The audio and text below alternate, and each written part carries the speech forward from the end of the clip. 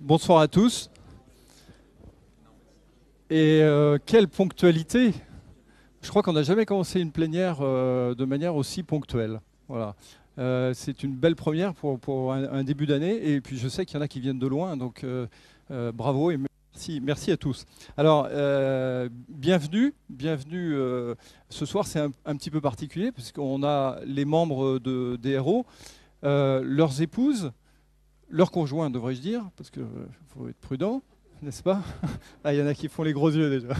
Les conjoints, les enfants, donc ça aussi c'est une première, donc, enfin c'est une première, en tout cas de manière aussi importante, et on ne peut que s'en réjouir. Des collaborateurs, donc des salariés de nos entreprises qui sont là, et Dieu sait si on a à les impliquer encore davantage dans nos démarches. Et puis voilà, et puis des amis qui sont aussi venus. Alors, je vais commencer par remercier ceux qui permettent justement cette organisation de la soirée. En commençant, alors je ne l'ai pas vu par contre, Stéphane Fontaine. Stéphane Fontaine, il est là. Voilà. Merci Stéphane. Donc Stéphane Fontaine qui représente Benoît Vanocel, les coteaux nantais avec les paniers Kerbio. Betty Vergniaud qui nous fait la joie de déguster. Je vois qu'il y en a qui n'ont pas résisté au plaisir de goûter les galettes. Mais comme j'en fais partie, bon, je dirai rien. Philippe Le Désert, bien évidemment, qui nous accueille ici au centre des Naudières. C'est la fin? Non, c'est bon. Il y a un mauvais contact. Le centre des Naudières ici qui est disponible, j'en profite pour le dire, vous pouvez réserver des salles et je serais tenté de dire pressez-vous puisque vous n'allez pouvoir réserver des salles ici dans ce magnifique complexe que jusqu'à l'été, puisqu'à partir de septembre, c'est l'enseignement catholique de l'Ouest qui a réservé l'intégralité et qui occupera les lieux. Alors, dans le DRO News, vous verrez, il y aura un article sur le centre des Naudières qui précise un petit peu tout ce qu'il est possible de faire. Et si vous le souhaitez, vous avez des flyers à votre disposition là-bas qui vous permettront de réserver des salles si vous en avez besoin. Voilà. Alors, et j'oublie personne, si les Karen, bien évidemment, qui a encore beaucoup travaillé cette fois-ci. Alors avec l'équipe, tout à l'heure on a frôlé la correctionnelle puisqu'on emploie des enfants pour vous accueillir. Donc là on nous a fait remarquer que ça on n'avait pas le droit. Bon, on essaiera d'être prudent à l'avenir. Bon mais ils ont un certain âge donc on peut se permettre. Voilà. Écoutez, je vais commencer par vous souhaiter une belle et heureuse année 2016 à tous. On l'a déjà fait pour la plupart par mail ou par courrier, mais j'en profite pour vous renouveler mes voeux aujourd'hui. On a traditionnellement l'habitude de souhaiter bonheur, santé, succès dans tous vos projets. Voilà, on peut que vous souhaiter tout ça. Pour DRO, je souhaite bien sûr une belle année 2016 en mettant l'accent peut-être sur l'ambition de DRO. Et je vais en profiter pour la rappeler. L'ambition de DRO, c'est d'être l'association de dirigeants référente, alors que je ne dise pas de bêtises, en matière d'économie responsable, par l'engagement et l'exemplarité de ses membres. Et je pense que c'est un point important, justement, de rappeler que chez DRO, ce qui importe, c'est l'action avant la communication, et on communique sur ce que l'on fait et ce que l'on porte au quotidien dans nos entreprises. Alors aujourd'hui, DRO, c'est 74 adhérents, autour de 25 000 emplois. Alors, je n'ai pas le chiffre exact, on l'aura bientôt et c'est la raison pour laquelle on vous a distribué un questionnaire, je parle là aux membres, que je vous remercie de remplir au plus vite puisque la date limite de retour c'est le 14 février il me semble, de manière à ce qu'on puisse faire un point complet justement sur qui nous sommes avec un certain nombre de chiffres de manière à ce qu'on puisse communiquer très objectivement. Voilà. Alors, bien évidemment, je voudrais souligner ce soir l'engagement des membres de DRO, puisque c'est un véritable engagement aujourd'hui au travers d'un certain nombre d'actions. Les ateliers, puisque aujourd'hui nous avons 7 ateliers en cours qui sont entièrement démarrés et entièrement pourvus, et tous les membres participent à au moins un atelier. Donc ça, je pense que ça vaut le coup d'être souligné. Ensuite, nous avons les plénières. comme la plénière de ce soir, qui a un caractère un petit peu particulier puisque nous l'avons ouverte à d'autres membres. Et puis, il y aura une plénière un petit peu exceptionnelle, ouverte à tous en ce milieu d'année. Alors, pour revenir sur les ateliers, je voudrais juste, pour montrer l'aspect concret justement de nos démarches, je vais citer l'atelier formation qui est en train de se conclure avec la réalisation d'un MOOC qui va nous permettre de former nos responsables RSE, nos correspondants RSE dans nos entreprises, et bien sûr avec le but d'essaimer auprès de tous les autres salariés. Mais c'est aussi l'atelier RSE et banque qui aujourd'hui va aboutir à la proposition de financement d'actions RSE.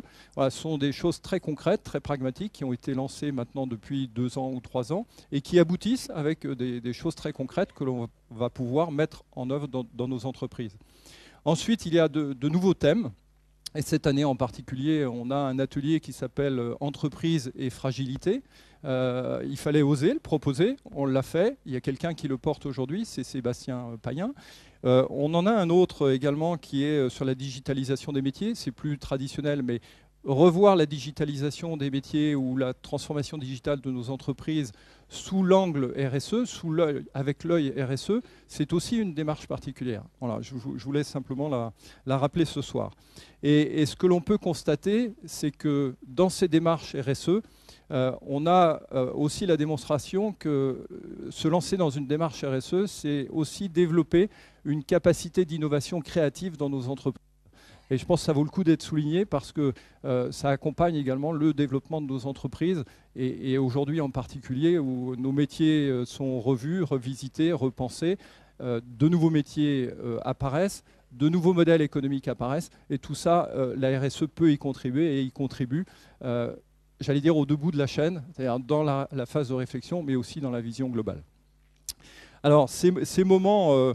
je profite aussi des vœux des héros pour un peu relayer tous ces messages qui ont circulé entre nous en ce mois de janvier, puisqu'on a le droit théoriquement jusqu'au 30 janvier pour 31 janvier pour les vœux. J'ai retenu un message que j'ai vu passer entre certaines personnes. Ça a été celui de mettre en cohérence les actions et le discours, la parole et l'action. Et je pense que ça aussi, c'est un des moteurs chez nous, chez des héros, justement d'être vigilant et d'être toujours en cohérence sur les deux plans. Alors, je ne vais pas être trop long. Pour terminer, je voudrais juste donner trois éléments, 3 temps forts dans l'année. Tout d'abord, le parcours qu'on avait appelé parcours de formation. Le mot formation n'est pas tout à fait approprié. C'est un parcours de développement, c'est un parcours de réflexion. Ce parcours, c'est éthique, leadership et prise de décision dans un environnement complexe. Il est piloté par... la démarche est pilotée par Olivier de Marignan et vous avez toute une réflexion au travers de la rencontre d'experts sur certains thèmes. C'est 5 jours sur le premier semestre qui permettent d'aborder cette question de l'éthique et donc la capacité du dirigeant à prendre des décisions dans cet environnement complexe dans lequel nous sommes aujourd'hui. Vous avez là-bas sur la table des flyers, des prospectus qui vous permettent d'en savoir un petit peu plus si ça vous intéresse. Nous sommes en train de constituer aujourd'hui le groupe, puisque l'an dernier, nous avons été 7 ou 8 à avoir fait tout le parcours, plus des compléments, puisqu'on a la possibilité d'intervenir sur quelques-unes de ces formations. C'est vraiment très enrichissant. Je vous invite à regarder et, si vous le souhaitez, à vous inscrire, sachant que nous avons une deuxième réunion de présentation de ce parcours le 29 février à Audencia à 18 h. Voilà. Donc si vous êtes intéressé, laissez-nous vos coordonnées et on pourra vous transmettre les informations. Deuxième élément, cette plénière ouverte dont je parlais tout à l'heure, le 12 mai, plénière qui est pilotée par Frédéric Martin et qui, là aussi, a un intitulé tout à fait étonnant, je dirais, en tout cas inhabituel, c'est « Entreprise responsable et spiritualité ». Donc on va traiter ce sujet. Cette plénière sera ouverte à tous. Vous êtes très nombreux ce soir, puisqu'on doit être un peu plus de 120. Là, nous l'ouvrirons encore davantage. Donc, cette plénière sera un peu la vitrine de DRO sur cette année. Et puis, troisième point sur lequel je voulais revenir, c'est l'essaimage des héros. Aujourd'hui, nous avons des membres, il y en a parmi vous, entreprises sont à Rennes, à Angers, à Cholet. L'idée aujourd'hui, c'est ce que nous faisons ici au travers des ateliers, des partages et de vécu. Et cette mission, c'est François Guérin qui la porte. Voilà. Pour terminer et montrer que nous sommes bien dans le concret et l'avancement, nous avons 2 labels Lucie supplémentaires. Yvon Suyot, Abri Service, piloté par Yvon Suyot, et puis RC2C, Christophe Bultel, donc, qui ont obtenu en 15 décembre pour Yvon et courant décembre pour Christophe, donc la labellisation Lucie. Voilà, deux membres de DERO de plus. Et en conclusion, j'ai envie de vous dire, continuons à porter ce message d'espoir.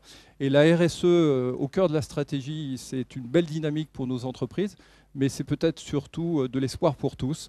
Alors je vous souhaite à tous une très très bonne année.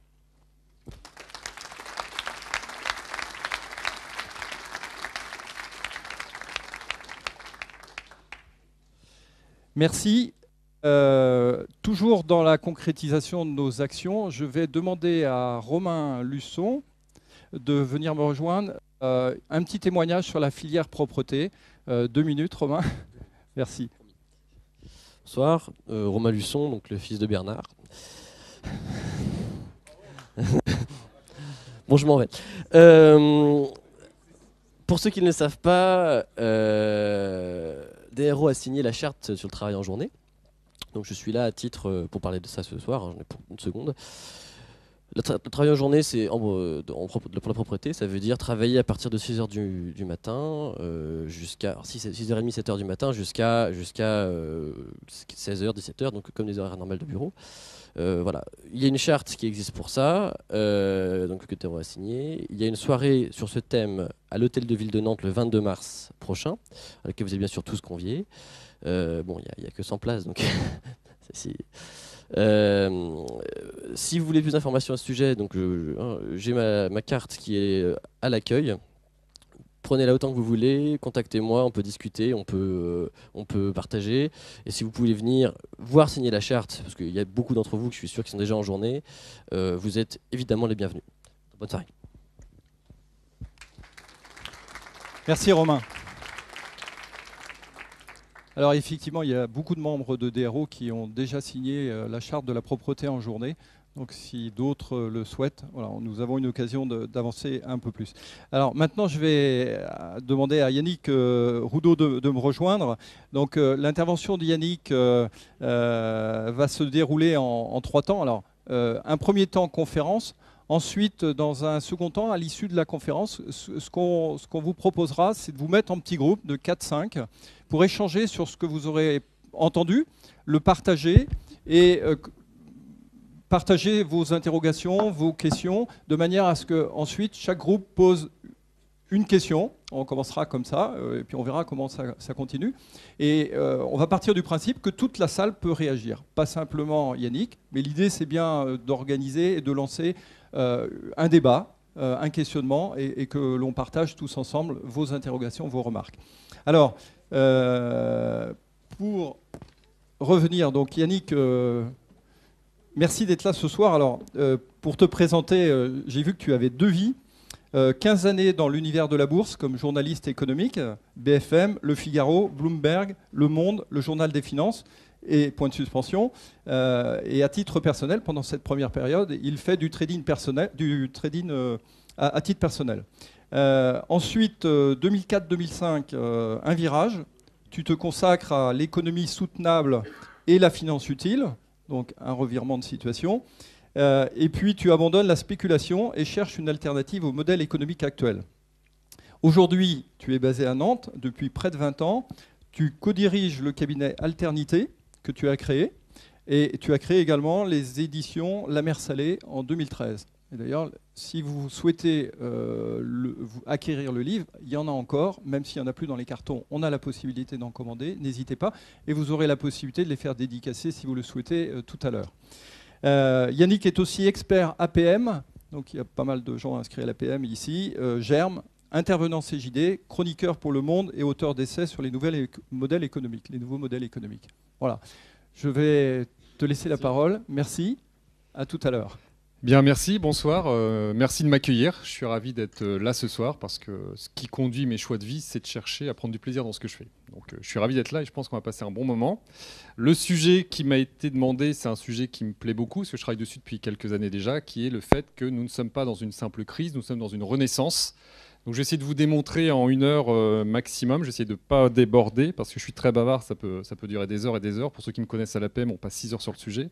Donc on va essayer de le faire rapidement. Je vais essayer de vous démontrer qu'on est dans une renaissance et que c'est très enthousiasmant. Parce qu'on a la chance de vivre quelque chose qui arrive rarement dans l'histoire de l'humanité. C'est des grands chamboulements où tout est à réinventer. C'est comme ça qu'il faut construire la renaissance, sachant que les contemporains de la renaissance pensaient vivre une crise. On a toujours l'impression d'être en crise alors qu'on vit quelque chose d'autre.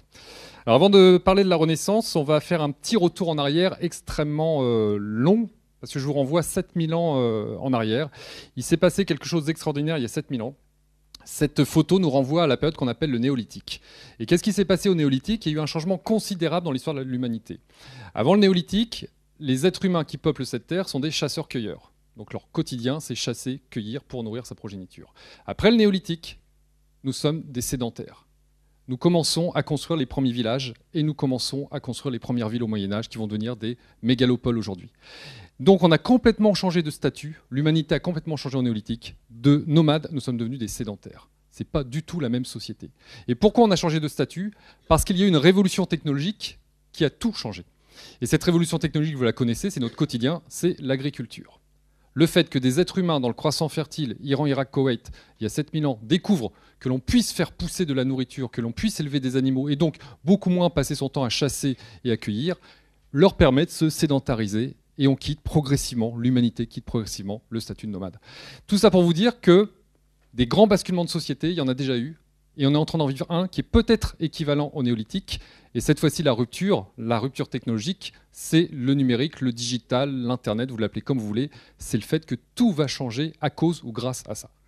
Donc mes propos ce soir sont à prendre avec ce recul historique, au sens où c'est vraiment quelque chose d'extrêmement profond qui nous arrive. Et ce n'est pas une simple crise économique. Si on était dans une crise économique, déjà moi je suis né avec la crise. Depuis que je suis né, on parle de crise tout le temps. Si nous étions dans une crise économique, ça veut dire qu'on sous-entend une certaine résilience. Ça voudrait dire qu'à la fin de la crise, on retrouve l'état initial. Et ça, si j'ai bien une conviction, je n'ai pas de certitude, mais j'ai bien une conviction, c'est qu'on ne retrouvera jamais l'état initial des 10, 20, 30 dernières années. Donc on n'est pas dans une crise, dans une transformation du modèle, une transformation profonde de la société humaine. Des crises, il y en a, crise sociale, crise économique, crise environnementale, crise spirituelle, on en a parlé, crise religieuse, crise... Il y a des crises partout. Et quand on mettait tout ça dans le même chaudron, c'est une vraie mutation. Et surtout le fait qu'on n'aura pas de retour à ce qu'on a connu ces 30 ou 40 dernières années. Donc il y a un profond changement qui est en cours. Et ce profond changement, il se matérialise comment ? Il se matérialise par d'abord l'effondrement d'un modèle. Alors je vais aller assez vite sur cette partie, ce n'est pas la plus réjouissante, je vais pas passer plus de 10 minutes. Mais néanmoins, pour comprendre qu'on change de monde, il faut un peu faire le deuil du monde dans lequel on est depuis 2 siècles. Et la problématique que l'on a, c'est que l'être humain, depuis 2 siècles, a pris la main sur la planète, sur l'environnement. On parle d'anthropocène depuis les années 1950, le fait que pour la première fois le marqueur humain modifie considérablement la nature, l'environnement et la planète, c'est la première fois dans l'histoire de l'humanité. Et la problématique, c'est que confier les rênes de la vie sur cette planète à des super prédateurs comme nous, c'est catastrophique. C'est catastrophique parce que nous sommes en haut de la chaîne alimentaire, mais nous ne sommes pas raisonnables dans notre gestion des ressources qui assurent la survie de l'espèce. Alors ça veut dire qu'en termes de biodiversité, on a déjà un impact, vous le connaissez. Pour ceux qui ne sont pas très sensibles à la biodiversité, vous serez sûrement sensibles à l'économie, on a un autre impact, c'est les ressources fossiles. Et la problématique que nous avons, c'est que depuis 2 siècles, depuis la première révolution industrielle, nous sommes rentrés dans une hyperconsommation des ressources fossiles, lesquelles ont mis des millions d'années à se produire, c'est la fossilisation, et en 2 siècles, nous aurions consommé 70 à 80% de ces ressources. Il en reste encore beaucoup, mais 30% c'est peu pour une population mondiale qui a complètement explosé. Et la problématique que nous avons, c'est que envisager une poursuite du modèle économique dans lequel nous sommes, avec des ressources qui seront de plus en plus rares à moyen long terme, parce qu'à court terme, le cours des matières premières baisse du fait du ralentissement chinois, mais si on se donne une vision séculaire sur un siècle, ça veut dire que dans 20 ans, dans 30 ans, nos enfants seront confrontés à l'absence ou la pénurie de ressources. Le cobalt pour les téléphones portables, le lithium pour la voiture électrique, ça commence déjà à chauffer un peu, et ainsi de suite. Donc la question n'est pas tant de savoir s'il nous reste 20 ans, 30 ans de zinc, mais de se rendre compte qu'un jour ou l'autre, il n'y en aura plus. De toute façon, ça met en péril tout le modèle sur lequel nous sommes fondés, assis, qui est le mythe d'une croissance infinie, parce que les ressources sont en quantité infinie. Et ce mythe est hérité de la précédente renaissance, dont je vais parler après, Parce qu'on verra qu'à la Renaissance, au XVIe siècle, on a découvert l'immensité du monde. Et des économistes comme Jean-Baptiste Say, quelques années après, disaient les matières premières sont en ressources infinies, en quantité infinie, parce qu'elles sont gratuites. Elles auraient un prix sinon. Vous voyez le raisonnement économique de l'époque.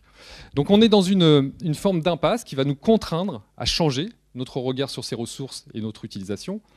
Mais là où ça pose problème, c'est que la société actuelle, le monde dans lequel nous sommes depuis 2 siècles, et notamment depuis une centaine d'années, repose sur le jetable, ce qu'on appelle l'obsolescence programmée. Et ça, vous connaissez tous ce terme, je suppose. Mais ça pose problème pourquoi ? Parce que ça nécessite des quantités de ressources infinies pour les transformer, les consommer, les jeter.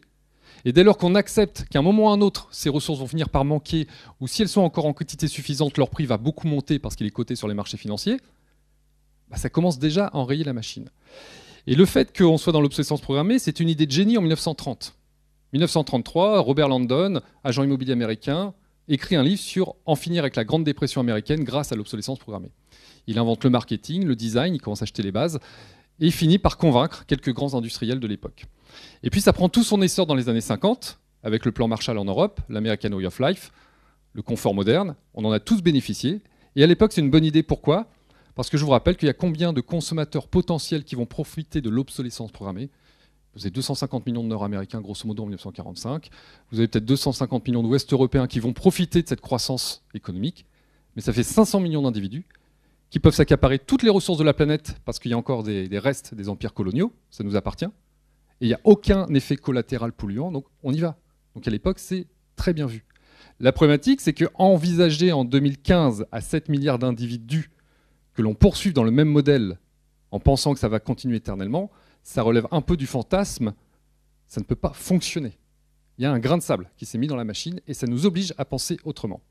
D'autant que, parallèlement, ce système de transformation économique des ressources a un prix à payer, c'est les effets collatéraux qu'on appelle aujourd'hui la pollution et dont l'un des marqueurs, c'est le dérèglement climatique, dont aujourd'hui je pense que 98% des scientifiques dans le monde ont compris qu'il y avait un vrai problème. Et ce qui est intéressant dans le dérèglement, c'est que ça finit par se retourner contre nous, économiquement aussi. Il y a le coût environnemental, il y a la biodiversité, il y a les pollutions humaines et de l'environnement, mais il y a aussi le coût économique. Ça commence à coûter très cher cette histoire. Et quand on a une approche complexe des choses, on se rend compte que le dérèglement climatique est en train de remettre aussi en question toute la stabilité géopolitique du monde. Puisque derrière le dérèglement, c'est des volatilités agricoles, c'est des rendements qui baissent, c'est des prix qui montent, et donc une famine qui se développe dans des pays comme la Syrie, où après avoir pris des bombes pendant 4 ou 5 ans sur la tête, les gens fuient parce qu'ils n'ont plus rien à manger. Et donc vous voyez que tout est lié, et que de la déstabilisation géopolitique qui est née de ces grandes migrations dont l'Europe a beaucoup de mal à trouver une solution satisfaisante, eh bien, on en arrive à une crise politique. Ce que nous avons mis 50 ans à créer, c'est-à-dire une Europe unie avec une zone de paix, est en train de battre de l'aile, puisque Schengen vit peut-être ses dernières heures, si on en croit la presse et les politiques, et on voit bien que l'Europe n'est pas unie. Il n'y a pas de politique commune d'immigration. Il n'y en avait pas au niveau économique et fiscal, il n'y en a pas du tout sur l'immigration. Donc tout est lié. Et quand on voit toutes ces crises qui se mettent en place, vous en rajoutez une dernière, c'est le fait que le monde économique que l'on a créé s'est beaucoup financiarisé depuis 1986, depuis la déréglementation des marchés financiers, et qu'aujourd'hui, une caste financière, les grands fonds d'investissement, des grandes banques comme Goldman Sachs, qui ont un pouvoir colossal sur l'économie réelle, et on a un problème de redistribution des richesses au niveau mondial, c'est-à-dire qu'il y a énormément de richesses créées. En 2015, les montants des dividendes versés aux actionnaires aux États-Unis n'aura jamais été aussi élevé. Ça sera pareil en 2016. Les banques centrales ont investi énormément d'argent depuis 2008 dans le système économique. On est à 1600 milliards d'euros en Europe. On est à 5000 milliards de dollars aux États-Unis, ce qu'on appelle les quantitative easing. On redonne de la liquidité parce qu'il fallait bien sauver le système bancaire en 2008. Sinon, c'est la crise des années 30 qui se reproduisait. Mais le problème, c'est que toute cette richesse qui a été réinjectée, elle ne redescend plus vraiment, elle ne redescend plus suffisamment, on va dire. Elle redescend au compte-gouttes dans l'économie réelle. Et la problématique, c'est que malgré les efforts des banques centrales, qui sont tout à fait louables, elles sont là pour faire en sorte que l'économie reparte, le FMI constate, vous avez Christine Lagarde qui constatait il y a quelques jours qu'il y avait peut-être un déraillement de la croissance économique mondiale. Bon, là, on est dans le politiquement correct. Elle craint que ça ne marche pas du tout, que ça ne reprenne pas du tout en 2016. Et puis l'autre conséquence, c'est que les marchés s'affolent, parce que partout, ça se fissure. Crise de la dette dans les pays émergents, crise du baril de pétrole à $30, lequel met en péril le gaz de schiste américain, qui met en péril des sociétés américaines qui ont des dettes, et les dettes, c'est les banques américaines qui les financent. On a une multitude de risques sur les marchés financiers, une belle bulle qui s'est créée depuis 2008 et qui peut nous péter à la figure n'importe quand avec les conséquences qu'on connaît. Lehman Brothers bis, voire pire que Lehman Brothers. Et cette fois-ci, est-ce que les États auront les moyens de sauver les grandes banques? C'est pas sûr. Donc on est dans une situation extrêmement inquiétante. Et c'est intéressant que le FMI et l'OCDE pointent du doigt les limites du modèle économique dans lequel nous sommes depuis 2 siècles et surtout depuis l'après-guerre. C'est qu'aujourd'hui, le FMI le dit, les inégalités de revenus, eh bien finalement, nuisent à la croissance globale des économies mondiales. Donc on se rend bien compte qu'il y a un problème de redistribution. On parle d'irrigation. L'irrigation n'est plus aussi bonne qu'elle a été durant ces 30 ou 40 dernières années. Et ce qui me fait dire, et après j'arrêterai ce constat un peu noir, mais à mon avis nécessaire, c'est que les 30 glorieuses ne reviendront jamais. Donc ça, c'est quelque chose que j'ai acté profondément au fond de moi. J'ai arrêté de croiser les doigts pour qu'il y ait une reprise. Reprise de quoi? Reprise du PIB. On pourra en parler tout à l'heure. Le PIB, on ne sait pas ce que ça mesure. Comme disait Kennedy, ça mesure tout sauf ce qui fait que la vie vaut la peine d'être vécue. Enfin bref, on en reparlera tout à l'heure. Donc une reprise de quoi? Reprise, retour aux années 30? Non, ce n'est pas possible. 7 milliards d'individus qui consomment les mêmes climatisations, les mêmes voitures avec le même lithium, qui mangent la même viande. Il faut déforester l'Amazonie pour élever des cochons au soja. Enfin, ça ne rentre pas dans les clous. C'est du bon sens. Donc ça ne reviendra pas. Ça ne reviendra pas, et tant mieux, parce qu'en plus, ce système ne crée plus de bien-être. On a une machine à créer beaucoup de chômeurs dans le monde. Bien sûr, il y a des emplois créés, notamment dans les PME. Mais globalement, quand on fait le calcul net, on a plus de destruction que de création depuis quelques années. Donc ça ne marche pas. Et sur fond d'une robotisation qui ne va pas arranger les choses non plus. Vous voyez qu'on a un petit problème quand même. Il est temps de repenser le système économique dans son ensemble parce qu'il est en train de montrer les limites. Il s'essouffle. Et comme le dit notre prix Nobel d'économie français Jean Tirole, eh bien, on est en train de toucher les limites du tout rentabilité. On est dans un système complètement obsédé par toujours plus de rentabilité. Et le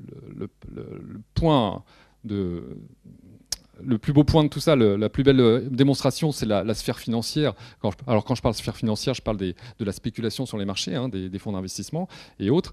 Et on en est à développer, on en parlera peut-être tout à l'heure, des pratiques comme le trading haute fréquence, dont on ne sait pas à quoi ça sert, des robots qui font des millions de transactions à la nanoseconde, 200 transactions par battement de cils, pour faire de l'argent avec de l'argent, toujours plus vite. On est dans ce qu'on appelle une crise crématistique. Aristote appelait ça la crise crématistique. La crématistie, c'est quand l'argent devient la seule finalité d'une société, mais n'est plus uniquement la monnaie qui permet de faire circuler les richesses. Donc on en est arrivé là, on est en pleine crise crématistique. Et pour enfoncer un dernier clou assez morbide, et après j'arrête, il faut bien se rendre compte que l'humanité est en danger, de manière générale. Ce n'est pas le climat qu'il faut sauver, c'est l'humanité, c'est nous qui allons disparaître si on ne change pas. Et puis, surtout, notre civilisation occidentale qui s'est mondialisée, parce qu'on a occidentalisé notre vision des choses, eh bien, elle est en déclin, cette vision, elle va changer. L'Empire romain a disparu, les Italiens sont encore là, mais les pouvoirs ont changé. C'est exactement ce qu'on est en train de vivre. On ne va pas disparaître tout de suite, mais notre vision du monde est en train de voler en éclats.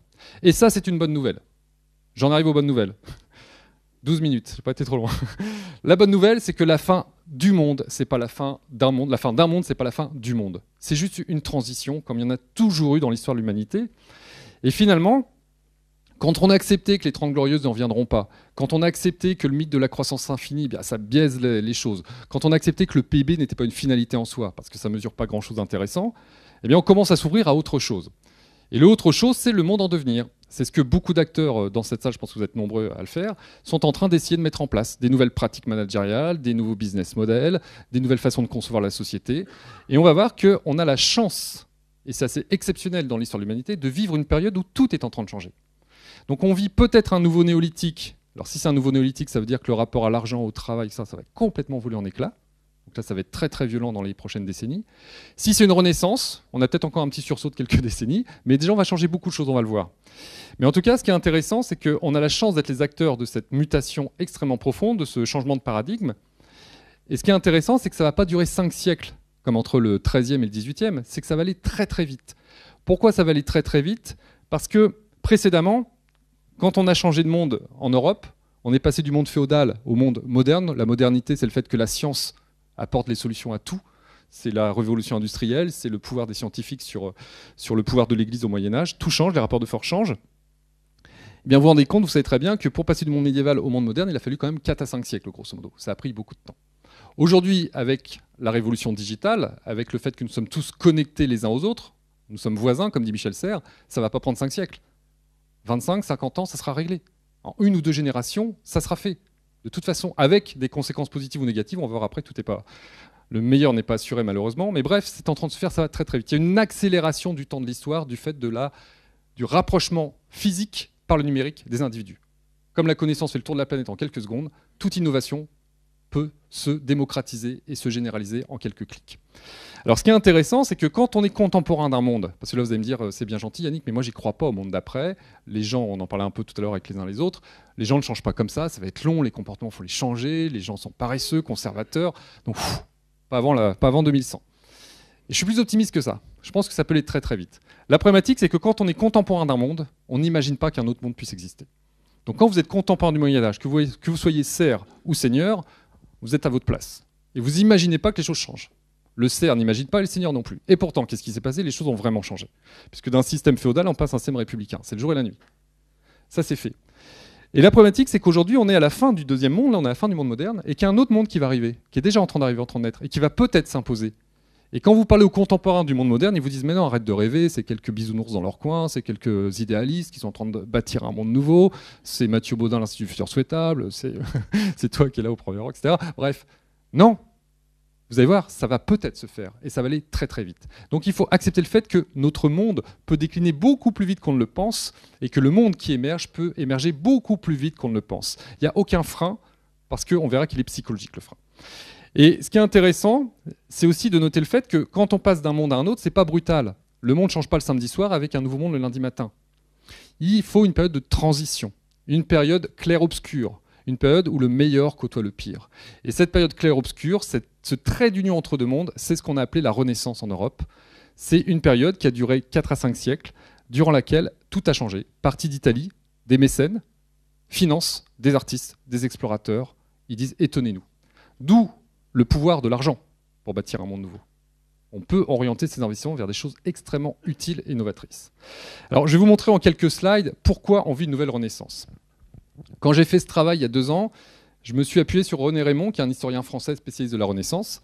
Et René Raymond avait identifié 5 facteurs de renaissance historique. Et moi, j'ai cherché si aujourd'hui ces 5 facteurs existaient. Et je les ai trouvés, bien évidemment. Premier facteur, la Renaissance, elle est marquée par une nouvelle appréhension géographique du monde. Mettez-vous dans la peau d'un homme du XIIIe siècle. Le monde, c'est l'Europe, l'Afrique, l'Asie. Point. 3 grandes plaques avec lesquelles on fait du commerce depuis des siècles. C'est ça, c'est la vision du monde. C'est un monde petit, restreint. Et puis, que se passe-t-il? Vous avez des explorateurs qui découvrent les Antilles, Christophe Colomb, puis après les Amériques, et on découvre un monde immense. Le choc intellectuel au XVe siècle. Imaginez qu'aujourd'hui, quelqu'un nous dise, il y a une 9e planète qu'on vient d'identifier, c'est la Terre. En 30 fois sa taille, il n'y a plus qu'à envoyer un vaisseau, et on va se goinfrer de matières premières. C'est reparti pour un tour. Et on va envoyer nos déchets là-bas. C'est ça la Renaissance. C'est énorme. Vous imaginez le potentiel de richesse qu'on va ramener de cette planète si on est réveillé? C'est ça la Renaissance. Donc on passe d'un monde petit, d'une vision petite du monde, à une vision immense. Et de ce mythe de l'immensité du monde est né le mythe de la croissance infinie. Dans un monde infini, on pense que le monde est infini. Et non, le monde est tout petit. Nous sommes une petite planète au fin fond d'une galaxie où il y a des milliards de galaxies dans un univers gigantesque. Changement d'appréhension au XXIe siècle. L'être humain est en train de prendre conscience de la petite taille de cette planète. Nous sommes en train de prendre conscience que nous sommes sur un petit caillou perdu au fond de l'espace et que sur ce petit caillou, il y a une vie. C'est la chance, c'est une chance exceptionnelle que nous avons. Et ça veut dire quoi? Que plus il va y avoir de population sur cette planète, puisqu'on a un boom démographique sans précédent, plus la notion de protection, ce qu'on appelle le care en anglais, va se développer, et on va prendre soin de cette planète. Edgar Morin, le philosophe, nous invite à ménager la planète, et pas seulement à l'aménager. Il faut la ménager. Donc on va ménager de plus en plus la planète. Et ça veut dire quoi? Ça veut dire que prendre précaution du vivant, ça va être une évidence pour les générations à venir. Ça a déjà commencé, mais ce sera une évidence. C'est même pas une question de politisation, ce sera une évidence. Parce que pour eux, ils diront, mais comment on peut souiller de l'eau? Comment on peut souiller un sol? Ça sera même pas imaginable pour eux. Ce sera une évidence parce qu'ils auront pris conscience que c'est ce qui les nourrit et c'est ce qui les fait vivre. Donc ça, c'est une vraie révolution philosophique qui est en train de se mettre en place. Deuxième facteur de renaissance, c'est la créativité. Quand on prononce le mot Renaissance, on pense tous à Léonard de Vinci, Botticelli, les peintres flamands, tous ces mécènes qui ont permis de financer des explorateurs, des chercheurs. Et aujourd'hui, on assiste à un boom de la créativité. Moi, je suis bluffé par tout ce que je peux lire, voir, rencontrer tout au long de l'année. Alors, je ne fais pas du tout l'apologie du transhumanisme et de Google, c'est pas mon propos, mais que ça soit des Facebook qui sont en train de se dire le smartphone va disparaître parce que bientôt, avec une paire de lunettes, on pourra communiquer, se rencontrer dans un monde virtuel. On n'aura plus besoin d'un petit appareil à mettre à l'oreille. C'est assez bluffant. Ce casque Oculus, Il est arrivé sur le marché à 800 €, il sera 200 € dans 2 ans, dans 3 ans. On va rentrer dans des mondes virtuels. Le Solar Impulse, j'ai eu la chance de rencontrer les gens qui ont volé avec, c'est un pari de fou de faire voler un avion solaire. C'est les débuts de l'aviation des années 1900. Qui aurait imaginé il y a encore 2 ans qu'un jour on imprimerait une voiture en 3D? Alors on n'imprime pas, on fabrique, hein, c'est pas de l'impression, mais c'était inimaginable. Un seul bloc, un programme et vous sortez une voiture. Qui aurait imaginé, en ayant tout misé sur le Wi-Fi, qu'on ferait circuler des données Internet par le Li-Fi, la lumière? Ça y est, c'est une réalité, ça arrive. Apple va peut-être lancer même un iPhone connecté en Li-Fi. Donc tous ceux qui investissent dans le Wi-Fi sont déjà en retard par rapport à ce qui est en train d'arriver. Troisième facteur de renaissance, la violence. La Renaissance, on l'a vu, c'est magnifique, c'est Léonard de Vinci, c'est Botticelli. Mais la Renaissance, c'est aussi catholiques et protestants qui s'étripent en Europe, c'est la nuit de la Saint-Barthélemy. La Renaissance, c'est le génocide des Amérindiens par les conquistadeurs espagnols et portugais. Et la Renaissance, c'est le commerce triangulaire. On a un beau mémorial à Nantes, on peut se rendre compte qu'on a quand même envoyé 27 300 bateaux de mémoire. C'est colossal, c'est extrêmement cruel la Renaissance. Et aujourd'hui, nous rentrons à nouveau dans une période extrêmement violente et cruelle après une parenthèse de paix de 50 ans. Ça nous choque tous parce qu'on ne s'était pas préparé à ça, on n'est pas né avec la guerre, on n'est pas né avec cette violence. Cette violence revient. Ça ne veut pas dire que le monde est foutu et que tout s'écroule. C'est le marqueur que des gens n'acceptent pas que le monde leur échappe. Ils n'acceptent pas que des jeunes filles aillent à l'école, que des jeunes aillent à l'université, et ils préfèrent les massacrer. C'est un marqueur. On doit le condamner, on ne doit pas l'accepter, mais ça ne remet pas en cause la mutation vers un monde nouveau. Alors bien sûr, il ne faut pas laisser faire, hein, on est tous d'accord. Quatrième facteur de renaissance, c'est qu'il n'y aurait pas eu la révolution industrielle, il n'y aurait pas eu la Déclaration universelle des droits de l'homme, il n'y aurait pas eu les Lumières, il n'y aurait pas eu tous ces philosophes qu'on a connus à partir du XVe et du XVIe siècle si on n'avait pas eu l'impression mécanisée. Avant l'impression mécanisée par Gutenberg, qui avait la connaissance? Le clergé et quelques seigneurs, c'est tout. Il n'y avait aucune diffusion de la connaissance. Et puis l'impression mécanisée a permis de diffuser d'abord des Bibles, et puis après des livres qu'on disait hérétiques à l'époque, des livres de philosophes qui remettaient en cause des choses. Et ça a permis de diffuser la connaissance. Et la connaissance se diffusant, on a ces révolutions technologiques et on a cette révolution politique qui arrive quelques siècles après. Aujourd'hui, nous avons un nouvel outil de diffusion, j'en ai parlé en préambule, c'est le digital, le numérique. Ça va tout changer. Comme le dit Joël de René, nous sommes tous des hommes augmentés. Nous avons un deuxième cerveau dans la main, c'est le cerveau de l'humanité. Toutes les données sont dans le smartphone, sur la tablette. À nous de les utiliser à bon escient, on est d'accord, parce qu'on peut faire n'importe quoi avec. Mais ça change tout, puisque nos cerveaux n'ont plus besoin d'apprendre par cœur des choses comme les départements. Maintenant, il faut savoir aller chercher la bonne information, comment la valoriser, comment l'utiliser. Et le potentiel de créativité est colossal, parce que la connaissance, c'est comme la musique. Avec les mêmes notes, il n'y a aucune limite. On peut inventer des morceaux à l'infini.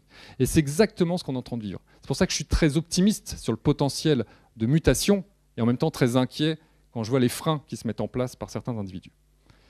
Cinquième facteur de renaissance, et pour moi c'est le plus important, c'est que la Renaissance est une période durant laquelle un dogme a volé en éclats. Ce dogme, c'est un dogme séculaire, millénaire. Pendant 2000 ans, l'humanité a cru que la Terre était au centre de l'univers. 2000 ans d'erreur. Depuis Platon et Aristote, qui étaient des gens extrêmement brillants, ils avaient décrété que la Terre et l'homme étaient au centre de l'univers. Et pendant 2 siècles, c'était un dogme qui n'était pas contestable. C'était une vérité acquise. Personne n'avait le droit de remettre en cause cette vérité. Quiconque s'attaquait au géocentrisme, demandait à Galilée et Copernic ce qui se passait, ils avaient affaire à l'Inquisition. Parce qu'il ne fallait pas remettre en cause la vérité. Et si vous remettez en cause la vérité, vous remettez en cause le pouvoir. Et si vous remettez en cause le pouvoir, vous êtes des gens qui déstabilisent les choses. Donc c'est pas bon. Donc on était dans l'obscurantisme, dans la négation. Et ce qui m'a le plus étonné, c'est pas tant le fait qu'on essaye de faire taire des gens qui proposent autre chose, qu'on essaye de faire taire Copernic qui nous dit non, on n'est pas au centre de l'univers, mais on est tous en mouvement et nous sommes qu'un astre qui tourne autour des autres. Ce qui m'a le plus étonné, c'est que des gens extrêmement brillants se sont complètement plantés pendant 2000 ans. Et ça, c'est étonnant. Parce qu'un Érastosthène, Ptolémée, Platon se trompent, ça fait quand même beaucoup. C'est-à-dire que ces gens-là, ils ont calculé la circonférence de la Terre au IIe siècle après Jésus-Christ. C'est quand même énorme. Donc ils ont fait des découvertes majeures. Mais jamais ils n'ont remis en cause le géocentrisme. Et plus on avançait dans le temps, plus le géocentrisme était historiquement ancien, donc acquis. Et le parallèle que je ferai tout à l'heure, c'est qu'on est dans un nouveau géocentrisme. On a des certitudes. On sait comment il faut travailler, on sait comment il faut vivre, on sait comment la société doit évoluer, et on sait comment l'homme se comporte. Il y a des certitudes. Combien de fois j'entends, mais l'homme est toujours comme ça, Yannick, ça ne changera jamais. Des certitudes. Et pourtant, on verra dans la deuxième partie que ça, c'est du géocentrisme. Et que si on vit une renaissance comme je le pense, il va voler en éclats ce géocentrisme, il va y avoir une mutation philosophique de l'humanité inévitablement. Et c'est ce qui fera que le monde changera. Donc on se rend compte que le principal frein à l'avènement d'un monde soutenable, nouveau, où la RSE devient transversale à toute entreprise et devient la norme finalement, eh bien c'est pas un problème technologique, on est dans un boom technologique où la technologie va pas tout résoudre, hein, là n'est pas mon propos, mais on va trouver des solutions qui vont permettre de servir, de réparer l'environnement, d'apporter du bien-être dans l'entreprise, etc. Donc on a des solutions qui vont apparaître. Est-ce que c'est un problème d'argent? Non, les flux financiers n'ont jamais été aussi importants dans le monde que depuis qu'aujourd'hui en fait. Il n'y a jamais eu autant d'argent dans la sphère financière et dans le monde, mais il est mal réparti. Ça c'est un problème. Le principal problème, c'est notre façon d'appréhender les problèmes. Donc on est vraiment dans l'approche comportementale, la posture, la philosophie. Edgar Morin le résume très bien. La manière de penser que nous utilisons pour trouver des solutions aux problèmes les plus graves de notre ère mondialisée constitue elle-même un des problèmes les plus graves que nous devons affronter. Révolution copernicienne individuelle, chacun doit se remettre en question, se re-questionner, se repositionner et remettre ses certitudes sur la table pour savoir si c'est pas trompé quelque part. Donc je vous encourage à avoir des convictions, mais aucune certitude, parce que les certitudes, c'est le dogmatisme et c'est l'erreur, c'est le géocentrisme. Alors ce qui est intéressant, c'est que quand on a un monde qui commence à décliner, on l'a vu avec Rome il y a quelques siècles, on voit apparaître des gens qui précipitent l'effondrement. Et ces gens, moi je les appelle les barbares numériques. Alors les barbares numériques, c'est pas péjoratif. Je vais prendre un peu de temps, parce que le mot barbare est beaucoup utilisé depuis le mois de novembre en France, et pas qu'une connotation très, très enthousiasmante. Mais pourquoi je les appelle les barbares numériques? Parce qu'en fait, on est exactement comme à l'époque de l'Empire romain. Les barbares ont attaqué l'Empire romain à quel moment? À un moment où Rome était faible, 3e, 4e siècle. Ils ne sont pas arrivés au 1er siècle, ils ne sont pas arrivés au 2e siècle. Quand Rome était à son apogée, on ne rentrait pas, on ne franchissait pas la frontière qu'on appelait le limes. Personne ne la franchissait. Mais Rome grossit très vite. Il intègre énormément de population qui est source de déstabilisation interne. Et puis il y a un autre phénomène, c'est que Rome a construit des voies romaines, des routes. Et les barbares, ils se régalent, ils prennent les routes, ils vont super vite. Les voies d'accès, les voies de communication se retournent contre l'Empire romain. C'est des voies d'entrée, des voies de déstabilisation. Et les barbares, qu'est-ce qu'ils ont comme motivation? Un barbare, il ne vient pas bâtir un monde nouveau. Un barbare, il vient piller un monde existant, gorgé de richesses. Donc les barbares sont venus faire des razzias, ils sont venus chercher l'or des Romains, ils ont pris les richesses, ils sont repartis. Ils sont rapides, agiles, puissants, et ils pillent. Et aujourd'hui, on a des gens qui ont des intentions parfois tout à fait louables, hein. C'est pour ça que c'est pas simple. Ce que je veux dire par là, c'est que je veux pas que vous ressortiez en disant il y a les méchants barbares et les gentils bâtisseurs. Il y a des gens très bien chez les barbares, mais leur motivation, c'est de prendre l'argent. C'est de ramasser la mise, de prendre la part du gâteau. C'est pour ça que j'ai mis dans les barbares. Donc des Airbnb, par exemple, Airbnb, s'il y a un hôtelier dans la salle, il va me dire bah oui, c'est un barbare parce qu'il me pique mon marché, vous avez raison. Et si je suis consommateur, je suis ravi d'aller passer une nuit à 30 € dans une magnifique maison en bord de mer. Donc pour moi, c'est pas un barbare. Voyez. Donc c'est pas l'un ou l'autre. C'est juste que Airbnb, je les ai mis dans les barbares parce qu'ils viennent prendre les parts de marché de l'hôtellerie, mais ils n'ont pas de motivation sociétale ou environnementale au départ. C'est juste un nouveau business model disruptif qui permet de faire exploser des positions acquises. Donc tout cela, j'ai mis dans les barbares numériques parce qu'ils arrivent de l'économie digitale. Et ce qui est intéressant chez les barbares, alors on parle d'ubérisation, hein, bien sûr. Ce qui est intéressant chez les barbares, c'est leur posture. Je reviens à la posture intellectuelle. Moi, ce qui m'amusait, c'est de me rendre compte que Google s'invite dans la voiture. Ces gens-là, c'est des spécialistes de l'algorithme. Qu'est-ce qu'ils viennent faire dans le marché de l'automobile? Et surtout, que fait Toyota? Que fait Mercedes? Alors aujourd'hui, ils courent tous derrière Google. Ils se sont autorisés à aller dans le véhicule. Parce qu'ils ont compris que la voiture, ce sera un smartphone avec 4 roues dans quelques années. Et un lieu d'espace de convivialité. Et que les gens se diront, mais qu'ils sont ridicules de passer 2 heures en voiture le matin. Comment vous avez pu faire ça? C'est complètement absurde. Nos enfants vont nous regarder en disant, mais c'est complètement absurde. Qui s'invite dans l'optique? Qui invente une lentille oculaire connectée avec une puce électronique. Et cette puce électronique permet de calculer votre taux d'insuline. Et si vous êtes diabétique, d'être traité en direct, sans injection, sans analyse sanguine. C'est Essilor qui aurait dû inventer ça. Et malgré tout le respect que j'ai pour Xavier Fontanet, Essilor fait de l'optique, ils font des verres. Ils sont en train de rater le train de la révolution technologique. C'est Google qui s'invite dans la médecine et la télémédecine. Sanofi vient de passer un partenariat avec Google. Parce qu'ils ont compris que si ça ne s'associe pas à Google, ils vont devenir les sous-traitants de Google. Donc il vaut mieux être alliés que sous-traitants. C'est eux qui vont nous dire ce qu'il faut prendre comme médicament si on a de la tension, si on manque de fer, de potassium, etc. Alors c'est peut-être pas réjouissant comme monde, on est d'accord. Hein. C'est un débat qu'on pourra avoir après. Mais c'est ce qui est en train de se dessiner. Qui a imaginé la logistique par des drones? UPS? DHL? FedEx, Amazon. Et aujourd'hui, c'est une réalité. Tout le monde riait il y a 2 ans en se disant c'est quoi cette rumeur, c'est quoi ce sketch de la livraison par drone, laissez-moi rire. On va faire poule quand ils vont passer. Et aujourd'hui, la réglementation est en train de s'adapter. On cherche un Airways pour savoir à quelle altitude ils vont voler. En Afrique, ça devient une réalité. Et les premiers essais ont eu lieu. La logistique se fera en partie par des drones. Et les UPS, ils sont complètement à la ramasse. Je ne sais pas s'il y a des gens dans la logistique dans la salle, mais c'est fou cette révolution. On ne la voyait pas arriver. Et regardez ce qui se passe dans la banque. Je sais qu'il y a des banquiers. On voit arriver des concurrents qui ne viennent pas de votre métier, qui ne viennent pas de votre secteur. Finalement, votre principal concurrent, c'est celui que vous n'attendez pas. C'est un jeune acteur du numérique. Un Facebook, un Amazon, un Apple est en train de s'intéresser à tous les modes de paiement possibles et la carte bleue va disparaître de nos portefeuilles très rapidement. Mais surtout, le plus intéressant, c'est qu'on n'attendait pas Orange dans la banque. Ça faisait 2-3 ans qu'en Afrique, ils testaient la monnaie par paiement par SMS. On peut en reparler tout à l'heure. Ils débarquent en France. Ils ont toutes les agences. Ils ont le contact client. Ils ont tous les jeunes qui peuvent ouvrir un compte chez eux. Donc le concurrent d'aujourd'hui, il viendra du numérique, du digital, de plus en plus. Et ça, c'est bluffant parce qu'on ne les attendait pas. Et en matière de gestion d'actifs, la City, New York, les sociétés de gestion françaises craignent l'arrivée de Google dans la gestion des contrats d'assurance vie, dans la gestion de fortune et autres, parce que s'ils débarquent, ils vont être compétitifs, ils vont être bons. Avec le big data, ils seront capables de vous dire, vous avez 40 ans, à 65 ans, il faudra tant pour vivre à l'aise par mois. Parce que je sais toute votre vie. Depuis 2008, je cumule des données. Je sais qui vous êtes, je sais ce que vous faites, je sais ce que vont faire vos enfants comme études, grosso modo. Donc, il faut tel produit d'épargne. Et comme j'ai créé Google Trading, je vais le constituer moi-même sur le marché, ça ne va pas me coûter cher, et je vais vous le revendre. Des prix défiant toute concurrence, avec une rentabilité qui sera efficace. Si ça arrive, il y aura du sang sur les murs. Et ce qui est intéressant avec ces barbares, et après j'arrête sur les barbares, on va parler des bâtisseurs, c'est que les barbares, en fait, ce qui fait leur force, c'est ce que dit Astro Taylor, le patron de Google X, et une fois encore, je ne fais pas l'apologie de Google, c'est juste un constat, c'est factuel, c'est que les barbares, les Google et autres, ils n'ont pas peur de se planter. Ils testent. Ils innovent, ils testent. Dans cette interview des Échos, Astro Taylor rappelle que chez Google, ils sont capables de dépenser 5000 heures de travail sur un projet et de l'abandonner. Ce qu'on n'est pas capable de faire pour la plupart d'entre nous. Moi, je ne sais pas si après avoir investi 100 000 euros, je serais capable de dire, hop, on arrête tout, je me suis planté. Peut-être pas. Donc on va s'acharner, on va s'entêter, et puis finalement on va abandonner le projet parce qu'on s'est planté. Ça ne marchera pas. Donc ils ont cette force de dire on essaye, on essaye, on essaye, on essaye. Alors vous me direz c'est facile, ils ont de l'argent. Mais au début ils ont démarré, ils n'avaient pas d'argent. C'est l'état d'esprit qui fait que les investisseurs sont venus à eux. Parce que les investisseurs ne se trompent pas trop là-dessus. Et tous ceux qui minimisent le risque d'un barbare qui arriverait d'un marché nouveau, eh bien risquent le dépôt de bilan, la disparition. On le voit aujourd'hui dans le tourisme avec Fram et autres, avec TUI.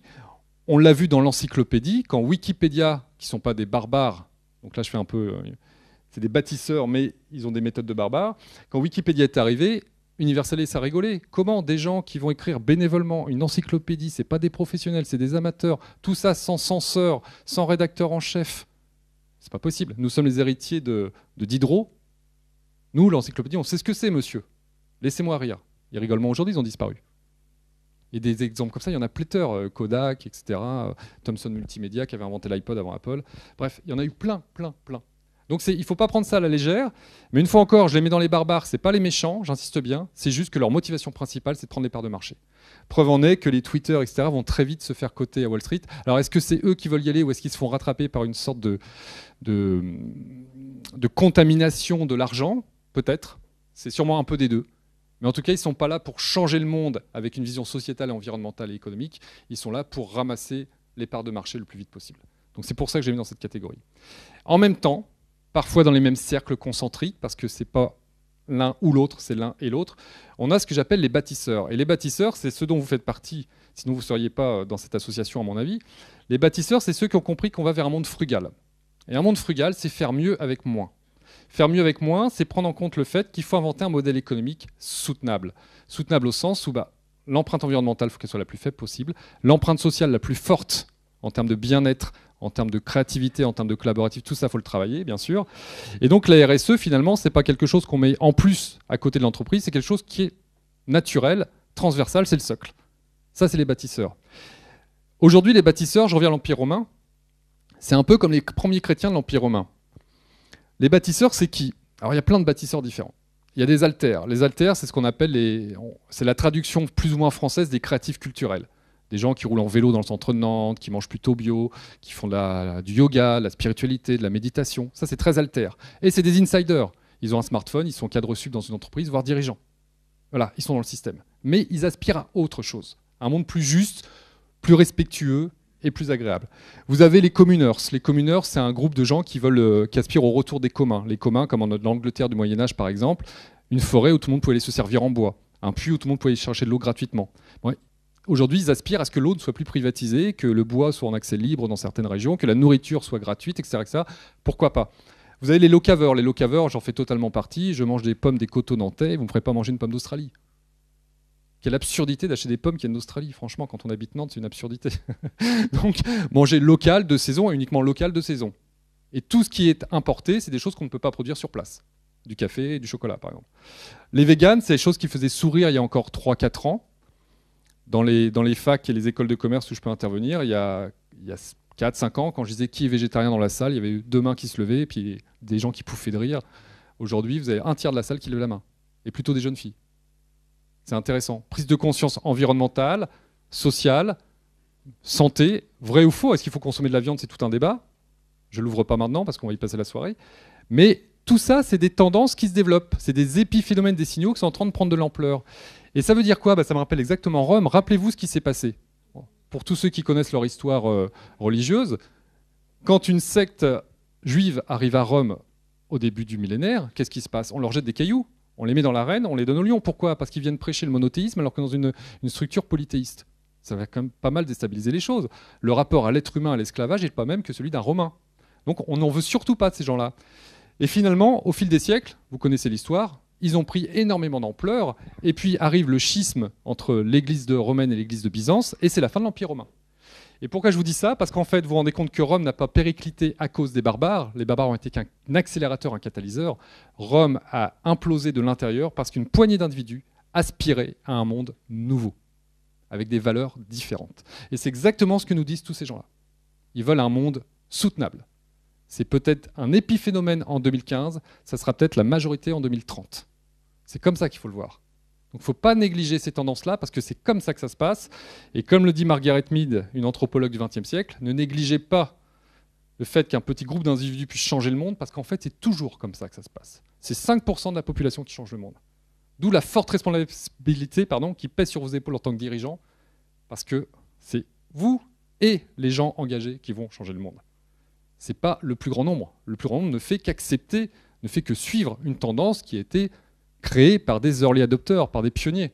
Et c'est comme ça qu'il faut voir les choses. Donc il ne faut pas baisser les bras parce que 80% de la population se fiche éperdument des questions sociétales environnementales. C'est pas grave. Si vous leur donnez ce qu'ils veulent avec un meilleur impact environnemental, un meilleur impact social, ils l'achèteront aussi. C'est pas un problème. Mais ce n'est pas leur préoccupation quotidienne. Il ne faut pas leur demander non plus. Ce n'est pas à eux de le faire, c'est à nous de le faire. Alors qui sont-ils et comment ils travaillent, ces nouveaux bâtisseurs? Je vais vous montrer un peu ce qui se passe dans l'univers des low-tech. J'ai pris l'exemple des plus jeunes parce qu'il se passe des choses dans les moins de 30 ans là, qui sont assez fabuleuses. Alors il n'y a pas besoin d'avoir moins de 30 ans pour innover, on est d'accord, mais il se passe des trucs vachement intéressants. Et notamment la POC 21. La POC 21, c'est un rassemblement qui a eu lieu en région parisienne en septembre. Et donc des jeunes ingénieurs du monde entier qui se réunissent et ils cogitent, ils partagent, ils expérimentent. Et vous voyez par exemple ce jeune homme en haut, il a inventé une bague dans une gourde, il prend l'eau de la rivière qui est très sale, elle est pleine de boue, mais l'eau est filtrée dans la bague, avec des filtres à charbon, du sable et des végétaux. Et il boit l'eau.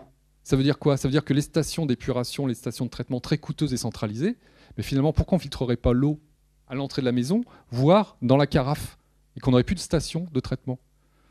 Le coût économique, il est phénoménal, et l'impact environnemental aussi.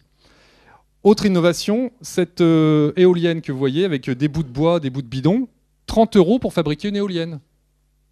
Dans tous les pays démunis, on peut fabriquer des éoliennes avec des bouts de bidon, des ficelles et du bois. Ils ont déposé le concept, c'est en open source, tout le monde peut y accéder. Cette jeune fille, ça j'adore, au Canada, cette jeune Canadienne, elle va faire un stage en Afrique, une année de césure comme beaucoup d'étudiants, et puis elle se rend compte qu'il y a 2 problématiques en Afrique que vous connaissez, pénurie d'énergie et pas d'eau potable. Donc elle commence à prendre un panneau solaire, et elle invente un système rotatif pour que le panneau tourne comme un tournesol. Déjà, c'est vachement malin, parce que nous, on ne le fait pas. On a des panneaux fixes, donc ils sont efficients une partie de la journée, et pas toute la journée. Là, le panneau, il tourne avec le soleil. C'est bien. Et pour le faire tourner, comment elle fait? Innovation frugale. Elle prend un bidon d'eau le matin qui est plein, un vase vide de l'autre côté, et puis un système d'évaporation qui fait que quand l'eau est chauffée par le soleil, elle passe d'un vase à l'autre. Et ça fait progressivement basculer le panneau. C'est simple. Hein. Et là où c'est très fort, c'est qu'une eau qui s'est évaporée, c'est une eau qui a bouilli. Une eau qui a bouilli, elle est potable. Donc le soir, c'est de l'eau potable. Excellent. Juste avec du jus de crâne, à révolutionner le panneau solaire et l'eau potable en Afrique. C'est pour ça que je suis optimiste quand je vois ça. Autre exemple, ce jeune designer français qui a repensé le lave-linge, la machine à laver, pour en faire une machine qui durait 50 ans, afin de lutter contre l'obsolescence programmée. Comment? En repensant la distribution des pièces l'assemblage des pièces, de façon à ce que toutes les pièces sensibles, on puisse les changer facilement, tout seul, en quelques minutes. C'est juste ça. On arrête de souder, de coller des pièces de façon à ce que le consommateur ne puisse plus y accéder. On fait en sorte qu'il puisse réparer sa machine. Et le moteur, il peut tourner pendant 20 ou 30 ans. Autre exemple, cette douche universelle, cette douche infinie. Mise au point par un ingénieur finlandais, vous voyez, cette douche recycle l'eau à l'infini en filtrant en temps réel les 10 litres d'eau gaspillée au bout d'une minute seulement. Donc il y a une pompe sous le bac à douche, la pompe remonte l'eau dans la poire, vous avez des charbons actifs et des filtres végétaux qui permettent de nettoyer l'eau. Alors elle n'est pas potable, mais elle est suffisamment propre pour se laver, et vous lavez. Et l'eau repart, et ainsi de suite. Elle est filtrée en permanence. Et pourquoi on ne fait pas ça dans tous les hôtels de la planète déjà? On gagnerait énormément d'argent, première chose, on économiserait de l'eau, et on arrêterait de se laver avec de l'eau du robinet, comme disent les Africains ou les Australiens. Ils disent, vous les Européens, vous vous lavez avec de l'eau à boire, et vous la mettez dans les toilettes en plus. C'est quand même assez aberrant. Et tous ces bâtisseurs, les plus jeunes notamment, mais pas que, une fois encore j'insiste, c'est pas une question d'âge, mais il y a quand même une notion très forte qui est en train de se développer, c'est le do-it-yourself. Ils bricolent, ils réparent, ils fabriquent par eux-mêmes. Ils sont dans la lutte contre l'obsolescence programmée, contre le gâchis. Vous avez le mouvement zéro gâchis que vous connaissez. Et donc ils sont en train de partager les connaissances et de bricoler, de réparer. Et pourquoi ils réparent et bricolent? Parce qu'ils fréquentent des Fab Labs, ils deviennent des néo-artisans. Chacun devient l'artisan de sa vie, devient l'artisan de sa maison, il va apprendre à fabriquer, à réparer.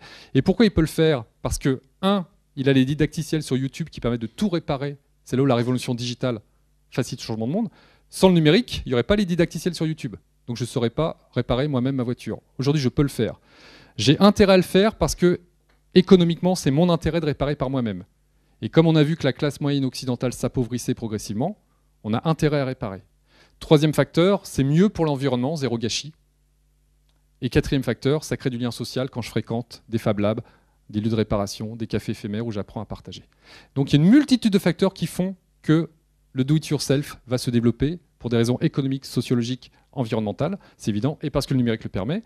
Mais derrière, ça change quand même pas mal les cartes de l'économie, parce que si on se met à réparer tous nos produits obsolètes, on rentre dans une décroissance, baisse des volumes significative au cours des prochaines années. Donc d'où l'intérêt de s'interroger sur est-ce que mon produit va devenir réparable, obsolète, est-ce qu'il va m'échapper en termes de maintenance? Auquel cas, il faut revoir complètement sa copie, parce que si vous faites du quantitatif, le marché, de toute façon, il va réduire inévitablement dans les prochaines années. Et ce qui est intéressant, c'est que tous ces acteurs du monde en devenir, ils sont dans le partage de la connaissance, ils sont dans la remise en cause de la propriété individuelle privée, ils sont dans les Creative Commons, les licences collaboratives. On innove à 50 à travers le monde, et bien on partage l'innovation à 50 en open source. Comme me disait quelqu'un l'autre jour qui m'expliquait comment réparer mon téléphone portable, l'écran était cassé, il me dit tu répares, tu filmes et tu mets sur YouTube. C'est la règle. C'est une charte. Il faut tout partager. Dès que tu as levé un problème, il faut le partager, il faut que les autres le fassent. Et c'est comme ça qu'on obtient des renseignements. Plus je donne, plus je reçois. Et on va vers une économie open source, donc une économie ouverte, où on partage les innovations, on partage les connaissances. On est dans des marchés extrêmement captifs pour ceux qui sont dans l'automobile, où ça devient très cher d'aller faire une vidange. Donc il y a toute une génération qui dit oh, cette marque-là, je ne vais plus l'acheter, c'est beaucoup trop cher. Par contre, ils vont aller sur des voitures comme la Wikispeed, 40 personnes à travers le monde qui construisent une voiture ensemble. Ils ne se sont jamais rencontrés physiquement, mais ils ont construit la voiture ensemble à travers le monde. Donc ça change pas mal la donne. Et peut-être que le marché de l'automobile de demain, c'est le constructeur qui sortira la voiture en kit, totalement réparable, il y a des didacticiels, et il vendra les pièces détachées. Mais il arrêtera de réparer dans sa concession. Donc c'est un sacré business model qui est en train de changer. Et donc, on est totalement dans le partage de la connaissance, dans le partage du savoir. Les gens sont en relation, sont connectés, et ça ne peut que s'accélérer. Et ça veut dire que tous ces bâtisseurs, ils sont en train de penser l'économie autrement. Et je vais vous donner des exemples de PME qui ont vraiment innové avec des choses simples. Carnot Computing, par exemple, c'est un exemple qui commence à être assez connu maintenant, on le diffuse de plus en plus. Carnot, c'est un jeune polytechnicien qui voulait faire de la puissance de calcul. La puissance de calcul, c'est des salles informatiques, ce qu'on appelle des fermes informatiques, qui calculent en temps réel, de façon à ce que vous ayez une réponse quand vous demandez une requête sur Internet ou ailleurs. Ça nécessite de l'investissement foncier, de l'argent, ça génère beaucoup de chaleur, et pour neutraliser la chaleur des serveurs informatiques, on fait venir du froid, c'est-à-dire de la clim, qui non seulement n'est pas écologique, mais en plus ça coûte cher de dépenser de l'énergie pour refroidir une machine qui chauffe. Et ce jeune, comme il avait une fibre environnementale parce qu'il a moins de 30 ans, il a une fibre sociale qui est de se dire que 10% à 12% des gens meurent de froid l'hiver en région parisienne, ils n'ont pas les moyens de se payer du chauffage, qui veut absolument développer de la puissance de calcul, il est obligé de trouver une solution. Et il va innover. Et c'est ça qui est intéressant, c'est que de 3 contraintes, il en fait une opportunité. Il invente le CuRAD. Le CuRAD, c'est un radiateur. On est dans un logement HLM à Paris, à Montrouge. Le curate, c'est un radiateur en bas à droite. Il a mis tous ses ordinateurs dans des radiateurs. Et quand les calculs tournent, eh ben, ça apporte de la chaleur supplémentaire à des gens démunis. Ils chauffent leur logement en complément. Lui, investissement, le radiateur, mais loyer, zéro. Il a passé un partenariat avec Société HLM. Il chauffe des gens. Il n'a pas d'énergie à acheter pour refroidir la machine. Il est compétitif en termes de prix. Et puis en termes de recrutement, vous dites à un autre ingénieur de Polytechnique, viens travailler avec moi, on va chauffer des gens démunis, on va préserver l'environnement parce que nous, on n'est pas en train de dépenser de l'énergie et gâcher de la chaleur pour rien. Et en plus, on est compétitif, on innove. C'est QFD. On est dans une RSE totalement déployée sur les 3 critères. Autre exemple dans la téléphonie mobile, on est tous équipés de smartphones aujourd'hui, quasiment. Et on sait combien c'est des objets obsolètes, avec un impact environnemental très très lourd, puisque derrière il y a du cobalt, il y a du néodymium, dysprosium, des métaux lourds, rares, qui coûtent très cher à extraire et qui sont très polluants à l'extraction, dont l'extraction finance des conflits militaires, et dont l'assemblage de ces smartphones est parfois réalisé dans des conditions humaines catastrophiques. Mais néanmoins, on a besoin de cet outil. Donc il faut trouver une solution pour changer ça. Alors, il y a la solution radicale, c'est de ne plus avoir de smartphone. C'est un peu compliqué. Donc l'autre solution, c'est de réinventer le modèle. Et vous avez par exemple Fairphone, que vous connaissez peut-être. C'est une association néerlandaise qui a inventé un smartphone que vous pouvez démonter tout seul, très facilement, parce que c'est juste 3 pièces de Lego qui s'assemblent et qui se vissent. Et quand l'écran est cassé, vous déclipsez l'écran, vous en mettez un autre, c'est réglé. Et ils ont remonté toute la chaîne de la responsabilité en matière d'approvisionnement des ressources naturelles. Ils essaient d'être au mieux. On ne peut jamais être parfait, ils essaient d'être au mieux. Et ils font assembler leurs smartphones en Asie, mais dans des usines où les conditions de travail sont tout à fait décentes. Autre exemple de bâtisseur, vous avez aussi cette PME française 1083 qui a réinventé le textile made in France avec du coton bio. Comment ? En arrêtant de faire produire au Bangladesh des stocks importants qu'on essayait d'écouler en France dans des boutiques, ils ont fait du sur-mesure à la commande en crowdfunding. Et ils ont attendu de vendre les premiers jeans pour investir et ainsi de suite. Et aujourd'hui, vous êtes livré en 48 heures ou en 72 heures, mais ils ont démarré à la commande. Aucun industriel du textile n'aurait osé faire ça. Ils ont tout relocalisé en créant un écosystème de gens qui sont très bien payés, qui ont intérêt à travailler ensemble et où tout le monde est gagnant dans l'histoire. Il fallait juste penser à ça. Et 1083, parce que tout se passe entre Brest et Marseille, ils ne veulent pas s'internationaliser. C'est la distance qui part Marseille à Brest, 1083 km. Dans la finance, il y a aussi plein de ce qu'on appelle les fintech qui sont en train d'arriver. J'ai juste mis un exemple nantais parce qu'il faut les soutenir en ce moment, ils font une levée de fonds. We Do Good, je leur fais un peu de publicité. Plateforme de crowdfunding à impact positif, environnemental et sociétal. Et là, ils sont en train de lever 120 000 euros pour eux, pour embaucher des gens et développer ça. Donc c'est du financement de l'économie Grand Ouest avec un impact positif. Vous avez des banques collaboratives comme Payname, où c'est des particuliers qui prêtent de l'argent à d'autres particuliers sans passer par un intermédiaire, qui sont en train de se mettre en place. Alors, il y aura des arnaques, il y aura des escroqueries, il y aura plein de choses, inévitablement. Mais tout ça, on dit long sur le monde financier qui est en train de venir. Vous avez plein d'initiatives comme les monnaies complémentaires qui sont en train de naître. C'est des bâtisseurs qui créent des associations, qui lancent une monnaie. La Brixton Pound qui marche très très bien à Brixton. À Nantes, il y a eu la Sonnante qui a été lancée. Le SCO à Biarritz, le Sol Violette, le VIR en Suisse, le Berkshire aussi. Il y a énormément de monnaies complémentaires, des gens qui réinventent une économie locale par une monnaie locale. Tout ça, c'est des initiatives de bâtisseurs qui méritent d'être soulignées parce que ça se développe. Ça ne marche pas toujours très bien, on expérimente, mais ça a le mérite d'exister et ça redynamise les territoires dans beaucoup de zones géographiques. Et ce qui est intéressant, c'est qu'on se rend compte qu'Internet donc, n'est pas une finalité en soi. Internet, ce n'est pas que le e-commerce. Internet, c'est un catalyseur de mise en relation d'individus qui deviennent collaboratifs, qui partagent et qui sont en train d'inventer une autre économie. Et ça veut dire quoi ? Ça veut dire que de toute façon, on va de plus en plus vers une économie du partage, de la mise en relation, du collaboratif. Pourquoi ? Parce que l'appauvrissement occidental, première partie, le mur des ressources naturelles qu'on a vu en première partie, nous pousse à partager les biens. Quel est l'intérêt de détenir en propre des objets qui n'ont aucun intérêt détenus à titre personnel ? Je pense à la tondeuse, je pense au démonte-pneus, je pense à tout ce que tu veux. C'est un défi qui m'avait mis.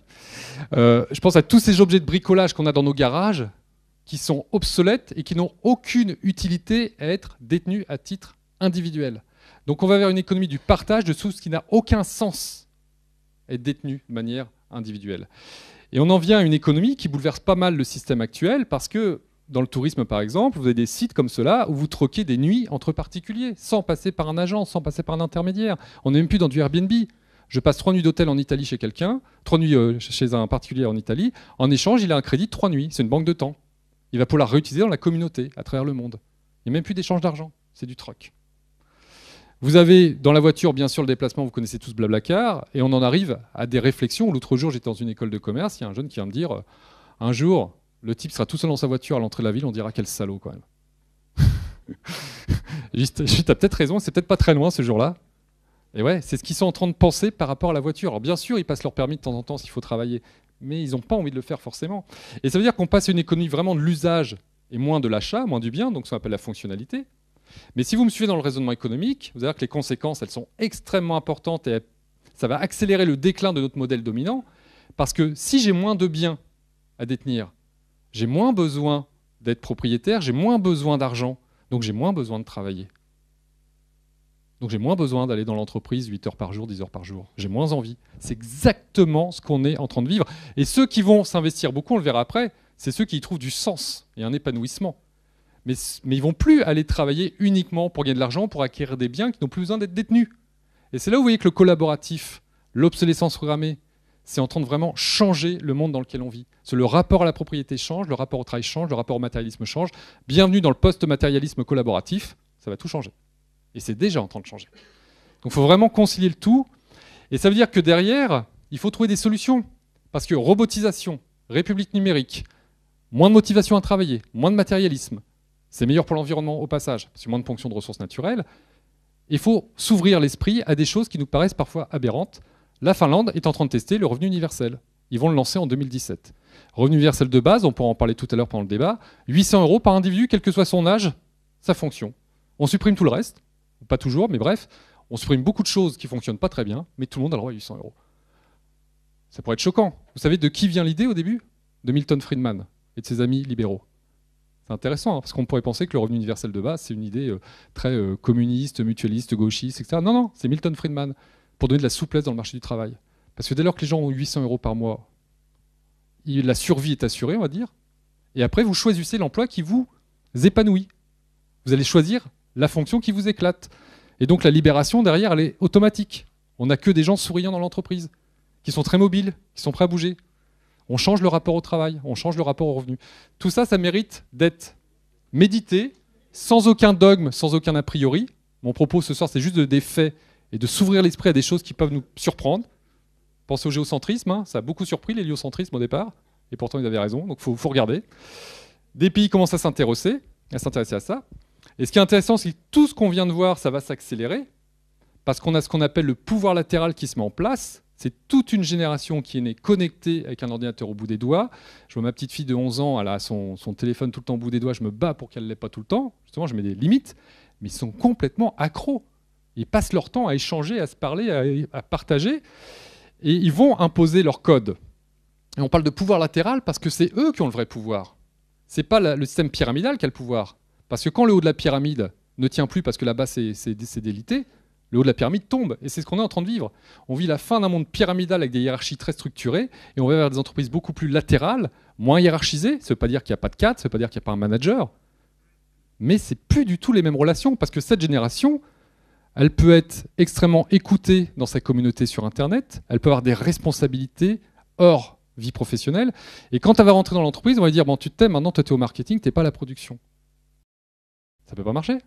Parce que quand vous recrutez, je ne vous souhaite pas de recruter un Norman, mais si vous recrutez des mini-Norman, Norman, pour ceux qui le connaissent, c'est un blogueur. Il fait des vidéos sur YouTube, il fait des blagues, il a des millions de followers, des millions de fans. C'est une émergence du réseau social. Ce type-là, il était inconnu il y a 3 ans. C'est une émergence. On aura peut-être des émergences politiques dans les prochaines années. Des gens qui vont émerger comme ça spontanément. Un gars comme Norman, même sans être Norman, si vous avez 20 ans et que vous avez 30 000 followers sur votre blog, vous êtes quelqu'un quand même, hein. Attention, vous arrivez dans le monde du travail, on vous écoute, vous avez une réflexion, vous êtes un expert sur certains domaines, vos idées plaisent. Comment ils vont se comporter ces gens-là en entreprise? Ils vont vouloir être écoutés, ils vont vouloir partager, ils vont vouloir continuer la discussion qu'ils ont entamée sur le blog. Il ne s'agit pas de leur dire non, tu fais ton job. On n'est pas là pour penser à ça. Non, ça change totalement le rapport à l'entreprise, le rapport au travail. Et ça veut dire qu'en termes de management, il va falloir s'ouvrir beaucoup plus au polycellulaire, au management neuronal, considérer l'entreprise comme un écosystème constitué de cellules autonomes et interdépendantes. L'autonomie dans l'interdépendance, ça c'est de la complexité. Edgar Morin, j'aime beaucoup, c'est la réconciliation des contraires. Les gens, on leur fait confiance, on les responsabilise, ils sont autonomes et ils sont interdépendants des autres.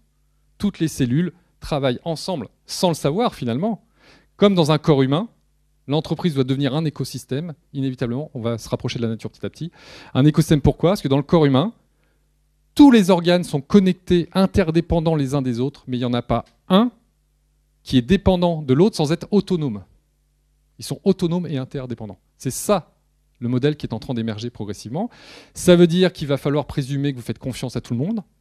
Ce que Frédéric Lippi, comme entrepreneur, vous connaissez peut-être, appelle la présomption de confiance. Et ça ouvre des portes à des choses assez intéressantes. L'entreprise libérée, bien sûr. Il y a des gens dans la salle qui ont libéré ou qui libèrent leur entreprise. Là, j'ai cet exemple, parce que je n'ai pas pris d'exemple locaux volontairement. J'ai pris un exemple à Amiens, Agesis, 50 salariés. Il a déspatialisé son entreprise. Pour recruter les meilleurs, il leur propose de travailler d'où ils veulent, quand ils veulent, à la carte. Mais ils travaillent pour lui et ils ont un projet à remplir. Et à l'arrivée, comme il dit, ça me permet d'embaucher les meilleurs talents dans mon secteur, alors que je suis Amiens, c'est pas toujours facile. J'économise 140 000 km, soit 3,5 heures du monde, parce qu'ils font plus de voitures, mes salariés. Ils se réunissent une fois par semaine, c'est tout, mais le reste du temps, ils sont à droite, à gauche. 20 tonnes de CO2, 1800 heures non passées sur les routes, donc c'est plus de temps pour sa vie privée, pour son épanouissement. Donc des gens qui ont le sourire, et il est gagnant sur tous les tableaux. Il est gagnant au niveau économique, et il est gagnant au niveau sociétal et environnemental. Mais il fallait accepter de lâcher prise et de laisser les gens travailler entre 11h et 18h ou entre 17h et 22h de temps en temps. Alors je sais que l'inspection du travail n'est pas d'accord, mais il prend le risque. Et donc, on en arrive à la nécessité d'abandonner la seule création de valeur de Milton Friedman, décrétée dans les années 70. Il faut passer à la création de valeur au pluriel, création de valeur. Et tout le paradoxe occidental, c'est que plus les gens s'appauvrissent en Occident, plus ils questionnent le système, plus ils questionnent le matérialisme, et plus ils réfléchissent, et plus ils recherchent du sens. À quoi ça rime d'acheter 2, 3, 4 voitures, d'avoir 3, 4 téléphones, d'avoir des PlayStation dans tous les sens, quand on se rend compte que le couple bonheur-consommation ne fonctionne pas. C'est exactement ce qu'on est en train de vivre. Donc on rentre dans le post-matérialisme, qui peut être source de ralentissement économique extrêmement prononcé, pour ne pas prononcer de gros mots. C'est exactement ce qu'on est en train de vivre, et ça va s'accentuer. Et ce qui est intéressant, c'est que dès lors qu'on propose du sens, de l'engagement, qu'on y met de la cohérence et de la transparence, eh bien, il y a cette étude Nielsen, mais il y en a plein. André Sobzak peut vous donner énormément d'études sur le sujet, il est plus compétent que moi là-dessus. Voilà. 66% des jeunes, et notamment les 21-34, plébiscitent la RSE, l'engagement, le sens. J'étais il y a 2 jours avec le président de Biocop, le chiffre il est comme ça, les nombres de magasins explosent, et pourtant c'est 20% plus cher que tout le reste Biocop. Ça n'y a rien à comprendre. Pourquoi? Parce que les gens veulent du sens. Et je vais vous lire une lettre d'un jeune garçon qui résume assez bien cette génération qu'on appelle Y, Z, enfin, vous l'appelez comme vous voulez, toute cette génération qui est engagée. C'est une lettre qu'on a trouvée sur Facebook avec Sandrine, ma femme, il n'y a pas longtemps. Le 6 janvier, Adrien Moncoudiul, un jeune que j'ai jamais rencontré, écrit une lettre, il explique pourquoi il démissionne de Canal+. Et il dit voilà, j'ai 24 ans et mon emploi occupera la plus grande partie de mes journées dans les 50 ans à venir. Ne me parlez pas de travail, parlez-moi d'engagement. Je ne passerai pas ce prochain demi-siècle dans un bureau en ayant laissé mes principes, ma manière d'être et ma liberté au placard. Des entreprises qui fonctionnent comme cela, dans une inertie qui rend toute évolution culturelle extrêmement longue et fastidieuse, il y en a malheureusement encore beaucoup. Des passionnés s'attellent à les transformer de l'intérieur. Je pense notamment à des initiatives comme Stagiaires sans frontières, Ticket for Change, Make Sense. Mais croyez-moi, il faudra être patient. Donc il est très lucide. En ce qui me concerne, je ne compte pas attendre la moitié de ma carrière pour que mon emploi s'aligne avec la personne que je suis. Bien sûr, c'est un luxe incroyable. Je suis français, je sors d'une grande école, et en cas de pépin, la pire chose qu'il pourrait m'arriver serait de retourner vivre chez mes parents tout en bénéficiant d'aides sociales. Mais comment, dans ces conditions, ne pas avoir cette exigence de réalisation personnelle dans mon travail quotidien? Le vrai risque serait de ne pas essayer. C'est super juste, hein. Et attendez, c'est pas fini. Si je partage ces réflexions, c'est parce que je vois bon nombre de gens autour de moi se poser ces questions. Combien de compromis faut-il être prêt à accepter dans le job? Cette entreprise-là, c'est clairement pas ma passion, mais c'est top pour le CV. Il paraît que c'est formateur. Mes collègues sont des monstres, mais je suis payé une blinde. Encore 1 ou 2 ans. Le CV, les compétences techniques, le salaire, la reconnaissance sociale, oui, c'est important.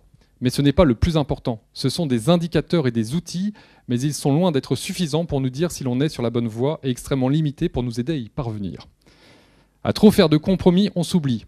À trop repousser la prise de risque, on s'enferme dans un confort qui paralyse. Alors bien sûr, c'est le message d'un idéaliste, et certains parleront même de naïveté, mais je ne mourrai pas sans avoir tenté le coup. Tout le monde ne doit pas monter une entreprise sociale ou partir à Bali développer sa start-up en remote, mais il s'agit de la responsabilité de chacun de se poser la question: est-ce que l'énergie que je dépense chaque jour me rapproche de la personne que je serais fier d'être devenue? Waouh! Moi je trouve ça super juste. Et ça, pour moi, c'est le porte-parole de toute une génération.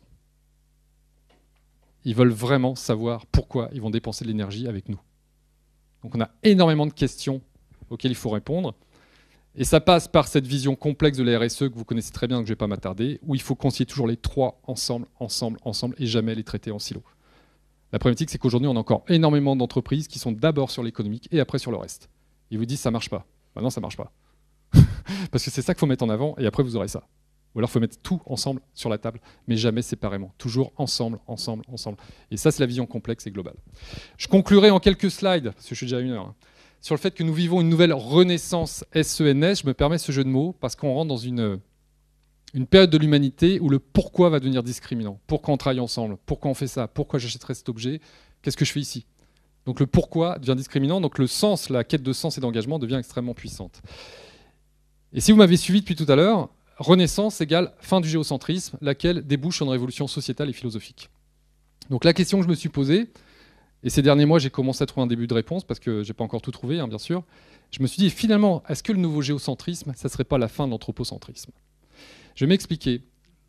Lors de la précédente Renaissance, on a fait sauter un verrou, c'est le géocentrisme. La Terre n'est pas au centre de l'univers. C'est déjà un verrou. Par contre, il y a un deuxième verrou qui n'a pas encore sauté. L'homme est toujours le centre de la Terre. L'être humain est toujours hors sol. Il y a nous et il y a l'environnement. Et comme disait Michel Serres, c'est un problème au environnement parce qu'il nous met en dehors de la nature et nous sommes environnés de choses vivantes. Donc il faut bannir ce mot de notre langage. Donc ça, c'est le prochain problème. Il faut que l'homme, l'humain, je dis l'humain plutôt que l'homme, l'humain reprenne sa place dans l'écosystème comme étant un maillon d'un écosystème. Et c'est cet écosystème qui vit. Mais ce n'est pas l'humain d'un côté et le vivant de l'autre. C'est pas l'un et l'autre, ou l'autre, c'est l'un et l'autre. Et donc, il va falloir faire un effort philosophique extrêmement important. Il va falloir que l'humanité s'affranchisse du nécessaire sacrifice du vivant pour assurer la croissance économique. Il va falloir qu'on se réconcilie, qu'on réconcilie l'économie avec le vivant. Parce qu'à sacrifier des enfants pour un point de PIB, ce qui se passe en Chine, ce qui se passe partout, mais c'est complètement absurde. Comme le dit Hubert Reeves, avec qui on était au mois de mars à Angers, il disait « Nous sommes en guerre contre le vivant. Il faut cesser cette guerre, sinon l'humanité disparaîtra. » Il y a une belle phrase du philosophe allemand Hans Jonas qui disait « La voie prise depuis 2 siècles nous mène vers l'impasse tragique. » L'humanité est dans une impasse tragique. J'insiste, si nous ne changeons pas de comportement, si nous n'avançons pas dans une réconciliation de l'économie, de l'entreprise, de l'individu avec le vivant, donc si on n'est pas innovant dans ce domaine, si on n'est pas RSE++++, c'est l'humanité qui disparaîtra. Parce que la fin, on la connaît. Et je fais un parallèle dans la nouvelle controverse que certains ont avec l'esclavage. Ça va peut-être choquer certains, mais ça me paraît évident. Il y a 3 siècles, même 150 ans, une photo comme ça, c'était normal. Pourquoi c'était normal? Parce que l'économie mondiale dépendait de la traite des esclaves. Pas d'exploitation du Nouveau Monde sans la traite des esclaves. Et je ne porte pas de jugement sur ce qui s'est fait à l'époque, parce qu'à l'époque, c'était normal. Tout chef d'entreprise, tout consommateur avait un lien direct ou indirect avec l'esclavage. Voltaire disait « Votre sucre est taché de sang ». Ah oui, le coton était taché de sang. Mais c'était normal, donc on ne va pas juger nos ancêtres. Ils ont fait ce qui, à l'époque, leur paraissait normal. Bon, certains tenaient le fouet, on est d'accord, il y a toujours des gens à condamner. Mais les autres, ils géraient leurs affaires. Et il y a un lanceur d'alerte qui est apparu en France. Ce lanceur d'alerte, c'est Victor Schœlcher. En 1842, qu'est-ce qu'il dit? Si, comme le disent les colons, on ne peut cultiver les Antilles qu'avec des esclaves, alors il faut renoncer aux Antilles. C'est un lanceur d'alerte, Victor Schœlcher. C'est un empêcheur de tourner en rond. C'est un emmerdeur, pour le dire crûment. Il dit aux gens de l'époque, arrêtez de gagner de l'argent avec les esclaves aux Antilles. Faites autrement, ce n'est pas possible, il faut renoncer. Et qu'est-ce qu'on lui répond à l'époque? On lui jette des pierres, on essaie de le faire taire parce qu'on ne peut pas accepter ce discours-là. Et le parallèle que je fais aujourd'hui, c'est que aujourd'hui, le coût économique, la nécessaire croissance économique, génère un nombre d'effets collatéraux qu'on appelle la pollution, qui est extrêmement coûteux pour l'humanité et qu'on accepte tous parce qu'on n'a pas d'autre solution et ça nous paraît normal. On n'a pas d'autre solution. Moi-même, qui suis très vigilant à ça, je pollue tous les jours. Cet ordinateur pollue, mes textiles polluent, ma voiture pollue, le train pollue, tout pollue. Donc c'est un mal nécessaire. Et on accepte. Et on ne remet pas en cause ce dogme, cette nécessité qui est mortifère. Alors qu'est-ce qu'on va faire maintenant? Ce qu'on va faire, c'est regarder un peu plus ce qu'on a sous les pieds. Comme disait Einstein, regardez la nature et vous comprendrez tout. Toutes les solutions à la société humaine et à nos défis sont sous nos pieds, sont autour de nous. C'est ce qu'on appelle l'approche biomimétique. Je vais revenir. Il faut que l'humanité, il faut que l'économie fasse avec le vivant et non plus contre ou sans. Il faut qu'on se réconcilie avec le vivant. Et faire avec, c'est extrêmement stimulant, parce que dès lors que vous dites, c'est pas une contrainte, c'est une opportunité de faire autrement. Alors là, vous allez déplacer des montagnes. Il y a un très bel exemple, c'est celui de Interface que vous connaissez peut-être. Je rappelle rapidement ce que faisait Interface. Ray Anderson, patron d'Interface, qui fait des moquettes. en 1994, produits polluants, parapétroliers avec des cols néoprène. Il dit à ses collaborateurs, un jour les gens, comment on les mettra en prison?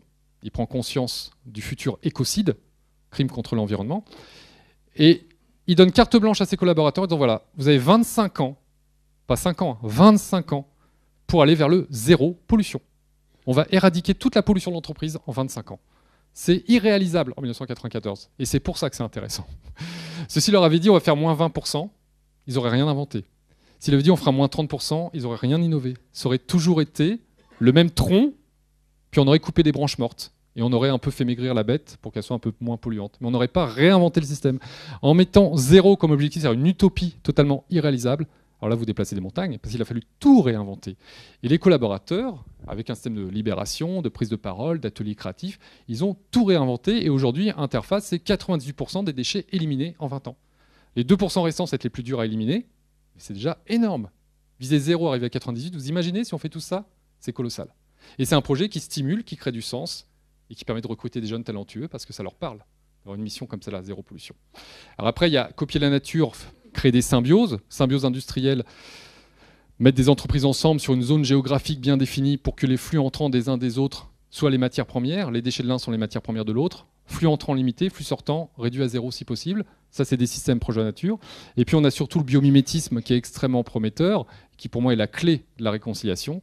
C'est regarder le vivant pour en tirer des innovations technologiques, industrielles. C'est pas rejeter la techno et la science, non, c'est que la science devient l'outil de compréhension du vivant, mais la science n'est plus l'outil de maîtrise du vivant. Donc on s'affranchit de Descartes qui nous dit l'homme est maître et possesseur du vivant grâce à la science. L'homme devient spectateur, observateur, il devient humble. Ça ne veut pas dire sacraliser, hein. On ne va pas se prosterner devant un verre de terre le matin, c'est pas ça. Mais regardons comment le verre de terre cicatrise. Et vous avez un sang artificiel qui cicatrise très très bien. Et on a plein d'innovations. Celle-là est nantaise, hein, je crois que c'est l'université de Nantes, si ma mémoire est bonne.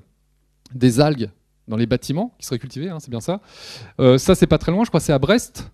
À Brest ou Morbihan, c'est pas très loin. Faire de la lumière à partir de phytoplancton fluorescent, bah oui, c'est une évidence. Donc c'est des choses qui sont en train de mettre en place. On vient de se rendre compte que la seiche est un animal extrêmement intéressant parce qu'elle développe un camouflage électrique sans aucun outil high-tech. Naturellement, elle dégage de l'électricité, elle arrive à se camoufler. Mais imaginez les innovations en termes de radar, de militaires et civils, si on avait à comprendre la sèche. Et si on explore toutes ces voies, on arrivera par réconcilier l'économie avec le vivant, on ira vers une économie totalement circulaire, qui est une notion que vous connaissez sûrement, je ne vais pas la détailler. Donc circulaire, c'est que tout produit est conçu, pensé pour revenir dans le cycle de production ou un autre cycle de production, mais il n'y a plus de perte. Regardez, la salle dans laquelle on est, rien n'a été pensé pour être recyclé. Non, parce que ce n'était pas la contrainte d'il y a 20 ou 30 ans, et ça ne l'est pas encore non plus naturellement. Donc le recyclage, c'est une chose, mais si on met des industries de recyclage, mais qu'on leur propose des produits qui ne sont pas recyclables parce que l'industriel en amont n'a strictement rien à faire, je pense au plastique collé, il y a une époque rouge, etc., c'était pas recyclable, bah, c'est absurde. Il faut qu'en amont, l'ingénieur, l'industriel, pense son produit en sachant où il va aller, à quoi il peut servir.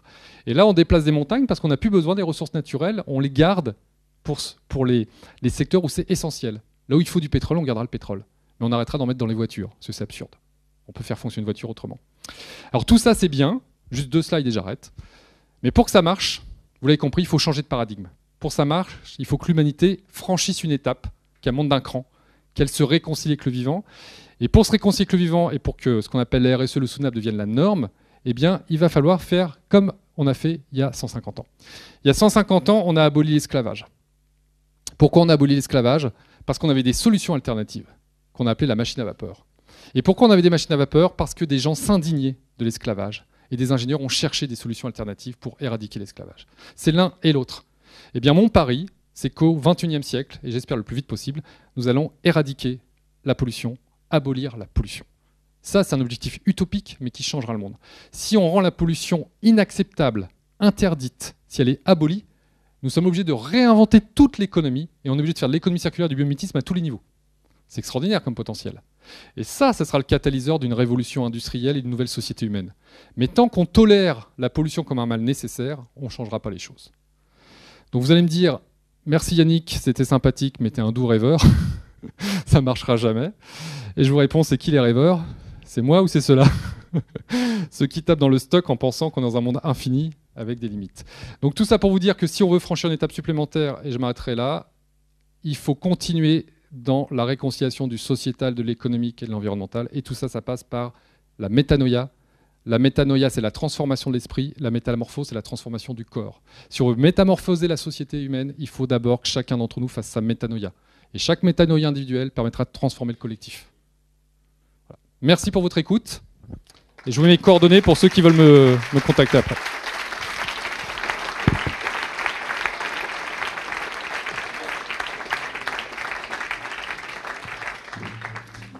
Question ou réflexion? Tu commences, François? Oui, ce que tu nous as dit tout à l'heure, à l'échelle d'un siècle, 50 ans, on en est convaincu. Maintenant, c'est comment on gère ce dilemme de la vitesse à laquelle évolue aussi la compétition, la concurrence, et d'intégrer ces changements dans nos entreprises. Parce qu'on peut se trouver en décalage par rapport à une concurrence qui ne prend pas en compte ces critères-là. Et puis, nous, on est dans une mutation à très long terme. Donc il y a ce dilemme-là qui n'est pas toujours facile à gérer. Et puis deuxième question, quand on regarde ces nouvelles générations qui sont très collaboratives dans le partage, qui peuvent aller d'un projet à un autre, suivant leur intérêt, leur passion, comment fonctionne l'entreprise capitaliste traditionnelle en termes d'actionnariat dans ce monde-là? Voilà. Est-ce que chaque projet, ça sera une entreprise avec ses parties prenantes qui sont actionnaires de ce projet et ça bouge après? Est-ce que ce modèle-là aussi ne va pas être bousculé? Alors, je vais être bref dans la réponse. Le but du jeu, c'est que vous puissiez intervenir pour répondre aussi à la question. Je n'ai pas toutes les réponses, loin de là. Donc, première question sur comment on concilie les deux. À mon avis, il faut s'autoriser à tenter des choses radicalement novatrices en parallèle d'une activité qui est déjà lancée, parce qu'on ne va pas tout arrêter et repartir à zéro, on est bien d'accord. Il faut s'autoriser à lancer tous les projets novateurs. Tant que ça ne met pas en péril l'entreprise, il faut s'autoriser à le faire. Et si c'est un coût supportable, il faut s'autoriser. Et le faire en parallèle, c'est vraiment gérer le très long terme, le moyen terme, en s'autorisant des choses qu'on n'imaginait pas. Donc, c'est aussi en ouvrant l'écosystème, en allant vers des écoles, des citoyens, des Fab Labs, etc. Enfin, il y a plein de solutions. Et continuer à gérer le présent. Donc, c'est les deux, c'est pas l'un ou l'autre. Sur les formes d'entreprise, je pense que ça va être un mélange de plein de choses. En fait, il y aura sûrement peut-être encore des sociétés anonymes, etc. dans les prochaines années. Il y aura de plus en plus de scopes, il y aura de plus en plus de néo-artisans, donc des entreprises polycellulaires où ce sera des compétences qui s'aggloméreront, qui formeront un corps social pendant 10 jours, 20 jours, 30 jours, 3 jours, qui se sépareront, qui se reformeront. Et l'entreprise de demain, elle n'a peut-être pas de bureau, finalement, de siège social en dur. Peut-être. Peut-être que c'est du coworking à tous les étages, et peut-être que les gens, comme ils ont besoin de se rencontrer, il faudra quand même des lieux où on se rencontre. Mais ça sera peut-être plus forcément un terrain avec un bâtiment où les gens viennent travailler le matin. Il y aura peut-être un espace de coworking où on se retrouvera, mais on aura peut-être... Et du coup, tout le monde est gagnant, parce qu'on investira moins dans les locaux, il y aura moins d'empreintes au sol environnemental, il y aura plus de liens, les outils nous permettent... Donc, il y a tout ça dont il faut s'inspirer, mais j'ai pas la réponse, et peut-être que d'autres l'ont, mais j'ai pas la réponse sur ce que ça soit, ce que ça sera, mais en tout cas... Ce qu'on vit aujourd'hui, c'est quand même la fin d'un monde. Donc il faut s'autoriser à penser radicalement autrement et expérimenter, parce que de toute façon, il y a des choses qui ne vont pas marcher. Hein. Donc voilà, je pense que c'est plus une posture, mais tout est possible. Je ne sais pas si certains veulent rebondir sur cette remarque-là, parce que le but du jeu, c'est que ce ne soit pas que moi qui réponde, que s'il y a des bonnes expériences, vous les partagez. Je posais la question à Eric pour les chaudières Saunier Duval. Voilà, je me disais... Je m'imaginais comment ça allait se passer pour les industriels, non mais pas que pour toi. C'est clair dans le groupe dans lequel on travaille, on sait qu'on a une mort annoncée dans 50 ans. Et effectivement, on se prépare à autre chose, à l'après. Mais nous, on sait déjà effectivement que notre business model, clairement, dans 50 ans, il est mort. C'est pour ça que nous on est producteurs d'événements. On a lancé les événements virtuels il y a 5 ans. On s'est planté. Ça n'a pas marché parce qu'on s'est trompé de techno. En fait, je me souviens, j'avais même proposé à Yann, je ne sais pas si tu es là, Yann, je ne sais pas si tu t'en souviens, j'avais lancé ce projet, j'avais proposé même d'être exposant à mon premier événement virtuel. Donc c'est un projet qui n'a pas marché, mais il se trouve que maintenant c'est un marché qui est très florissant. Voilà. Donc voilà, c'est un exemple. Et c'est un exemple, mais sur une part de marché, mais peu importe, si on économise 100 millions de tonnes par an de CO2 parce qu'on ne dépasse pas les gens pour faire des événements, c'est déjà une première victoire et ça crée du business, hein, parce qu'il y a des événements du coup qui se font. Alors nous, on avait une question, mais qui va peut-être pas vous plaire. C'est un sujet sur lequel vous vouliez pas forcément aller. On discutait en fait du transhumanisme.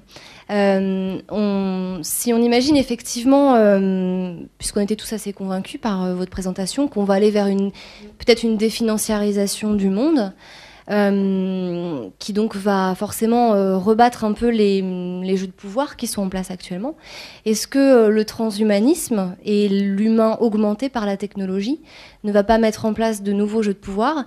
Et si on part du principe que c'est effectivement une sorte de révolution intérieure et d'actes militants autonomes qui nous permet de sortir du monde dans lequel on est actuellement, refuser le transhumanisme, c'est aussi se mettre dans une position de faiblesse face à ces nouveaux jeux de pouvoir. Alors, le transhumanisme, pour ceux qui ne connaissent pas forcément, c'est le fait qu'effectivement l'homme devient augmenté, bionique, on transfère toute l'intelligence humaine à une machine. On peut très bien imaginer que quand on meurt, eh bien, notre cerveau, notre intelligence est transférée à un cerveau artificiel et on continue à vivre sans besoin physique, du coup, besoin de s'alimenter, plus de problèmes environnementaux, etc. Ça, c'est un peu la vision à la Google. Google rêve des hommes augmentés et des machines intelligentes.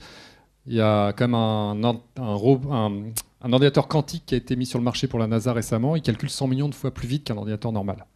Et si vous avez suivi ce matin, le premier ordinateur a battu un joueur de jeu de Go. Donc on va très vite. Et je vous rappelle que Hawkins, plutôt l'astrophysicien américain, dit que c'est le plus grand danger pour l'humanité, c'est l'intelligence artificielle, qui arrive en 2025. Ça sera 2025, on aura des robots beaucoup plus intelligents que les êtres humains. Et moi, c'est pas tellement le monde que je souhaite, en fait. Je trouve qu'il y a du bon, non, mais il y a du bon dans le numérique, au sens où effectivement ça nous permet de détecter les maladies avec des nanorobots, de soigner des tumeurs, etc. Ça, c'est le bon côté du numérique. Mais si on laisse filer le pouvoir à une intelligence artificielle qu'on ne contrôle plus, quelque part on crée une élite, c'est un peu du Métropolis. Qui va bénéficier de l'homme augmenté ? Les copains de Google, les copains d'Elon Musk, tous les milliardaires de la planète vont se payer une vie éternelle. Philosophiquement, ça pose des questions. Parce que est-ce que c'est intéressant de vivre éternellement ? Donc une minorité d'individus qui peut se payer des robots qui vont coûter des millions de dollars pour être des hommes augmentés, et à côté des travailleurs basiques qui vont vivre dans leur misère et la pollution pour les nourrir. C'est un peu ça la vision transhumaniste. Donc c'est un risque, pour moi c'est un grand risque le transhumanisme. Après, ça ne veut pas dire qu'il faut balayer la révolution digitale du revers de la main. Donc c'est toujours le compromis qui est intéressant à lever, mais c'est à nous d'être vigilants. L'autre jour, j'étais à une conférence avec des spécialistes français de la robotique. Et il disait, c'est maintenant que ça se joue, et c'est à nous, êtres humains, de se poser la charte de ce qu'on veut faire du robot. Est-ce qu'on fait des robots monovalents, c'est-à-dire que ça fait qu'une seule tâche, ou est-ce qu'on fait des robots polyvalents qui vont dépasser l'humanité ? Et donc il faudrait qu'il y ait un code déontologique, peut-être qu'on ne s'autorise pas à faire des robots polyvalents, mais un robot qui sait très bien réparer une voiture, il fera que ça. Donc il n'y aura jamais le risque qu'ils prennent les armes pour se retourner contre nous. Par contre, si on fait des robots polyvalents, c'est un peu le sens que l'histoire prend, là c'est dangereux. Donc c'est peut-être plus dangereux que la crise climatique, le transhumanisme. Ça va peut-être nous arriver plus vite sur la figure. Mais voilà, j'ai pas la réponse, mais c'est inquiétant ce qui se passe. Inquiétant. Non, j'espère que vous seriez plus optimiste que ça. Non, mais c'est inquiétant et ça nécessite énormément de ressources naturelles. C'est très polluant, les métaux dans la high-tech. Donc moi, je suis plutôt pro low-tech. Vous l'avez compris, low-tech, la douche qui recycle, l'éolienne à 30 €, etc.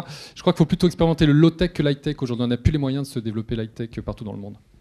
Olivier Labou, merci de votre exposé. J'ai plusieurs questions, mais sur un peu l'accélération du calendrier. On a parlé des barbares et de fin de l'Empire romain. Tout s'est pas fait d'une manière lissée, prévisible. Et on voit qu'il y a des accélérations qui vont peut-être nous dépasser. Je prends un exemple que je voudrais partager avec vous. Hier soir, je vois un dermato vétérinaire. Il dit aujourd'hui, on ne publie plus dans des revues avec Impact Factor référencé qui donne notre notoriété. Aujourd'hui, nous partageons nos données en ligne, nous construisons la science sans qu'il y ait cette propre valorisation. Donc l'open science, mais bon, on n'a pas parlé d'open innovation et ainsi de suite. Donc on a l'impression que on peut avoir cette vision, c'est très bien, il la faut, surtout quand c'est difficile, mais que tout va s'accélérer de telle manière qu'on ne va pas pouvoir maîtriser notre niveau d'adaptation. C'est juste une remarque, c'est pas une question, mais... Alors, il faut peut-être, c'est là où il faut avoir confiance dans le groupe et l'intelligence collective. C'est qu'il faut compter sur l'autorégulation du groupe. Donc ne pas laisser ces sujets cruciaux à nos élus. On l'a vu sur le projet de République numérique là, qui est passé à l'Assemblée récemment. Ils ne prendront pas les bonnes décisions. C'est aux citoyens de s'autoréguler sur ces sujets-là et de se faire entendre. Donc c'est là où le pouvoir latéral prend toute son ampleur. Chacun de nous peut s'exprimer aujourd'hui. et s'organiser. Mais c'est pour ça qu'on va vers une société latérale et moins pyramidale. C'est que ce que vous êtes en train de dire là, c'est que le pyramidal, il tombe parce que les vieilles autorités sont remises en cause par le latéral. Je vous ai pas parlé de Snowden et de Julian Assange, mais c'est la remise en cause des autorités, remise en cause de la NSA, remise en cause de la surveillance des États. C'est inimaginable ça il y a 20 ans, et aujourd'hui c'est une réalité. Donc c'est vers ça que l'on va. Il faut espérer que les citoyens, l'intelligence collective permettra de limiter les dérives que certains voudraient prendre parce qu'ils n'ont pas la bonne connaissance du sujet ou parce qu'ils ont une vision du monde qui n'est pas la bonne. Quand on prend une décision à 100 ou à 200, ceux qui connaissent l'entreprise libérée, on sait qu'on prend une meilleure décision que tout seul de toute façon. Donc moi j'ai l'espoir dans le collectif. J'espère que ça va marcher. Oui, une question sur Google. Si on parle dans une société complètement digitale, Internet prend une importance considérable. Et s'il y a un seul moteur de recherche, on peut facilement imaginer que le pouvoir de ce moteur de recherche sera croissant, ne serait-ce que parce que les données seront centralisées à un seul endroit. Après, ça donne en effet le transhumanisme, ça peut donner peut-être autre chose, mais est-ce que tout ça est bien, finalement, est bien souhaitable ? Non, c'est ce que je disais tout à l'heure. Moi, je ne le souhaite pas. Hein. L'hégémonie de Google, je ne la souhaite pas du tout. Mais il y a deux choses. C'est nous, citoyens, qui faisons cette hégémonie. Parce qu'on peut court-circuiter Google. Il y a 5 ou 6 moteurs de recherche alternatifs, dont Lilo, qui est un moteur de recherche non polluant. Vous pouvez tous installer sur vos machines. Donc on peut cliquer et fermer Google. On n'est pas obligé d'avoir le système d'exploitation Android. On peut passer par autre chose. Et puis après, ce n'est pas leur intérêt d'être hégémonique. J'ai eu l'occasion de discuter avec le patron de Google Europe il y a quelques mois. Il disait qu'il apprenait en Europe la limite, le respect de l'intimité des individus. Les Américains s'en fichent un peu, quoi. C'est pas pareil. Nous, les données, c'est sensible. Et ils apprennent aussi, s'ils vont trop loin, il y aura une contre-réaction, je pense. Mais ils sont déjà allés très loin. Donc il faut être méfiant, faut être vigilant. Mais peut-être que nos enfants qui sont plus jeunes vont être élevés à coder, à utiliser Tor, les systèmes alternatifs, souterrains. Ils recréeront des réseaux dans le réseau. Ça commence déjà à arriver, tout le mouvement hacker, par exemple. Les Anonymous et tout. Je dis pas que c'est des gens qui font des choses bien, c'est pas le propos. Mais on voit apparaître des groupuscules de gens qui se réorganisent et nos enfants seront codés. Le problème de nous tous dans cette salle ce soir, c'est qu'on est des handicapés numériques, si je peux me permettre. On est né dans un monde sans ordinateur, alors sauf un ou deux là-bas, mais on est né dans un monde sans ordinateur, sans connexion Internet, et il a fallu qu'on s'adapte à cet outil et on l'utilise, on se débrouille pas mal d'ailleurs avec, on arrive à se débrouiller. Mais on n'est pas passionné par ce qui se passe dans le codage, derrière, etc.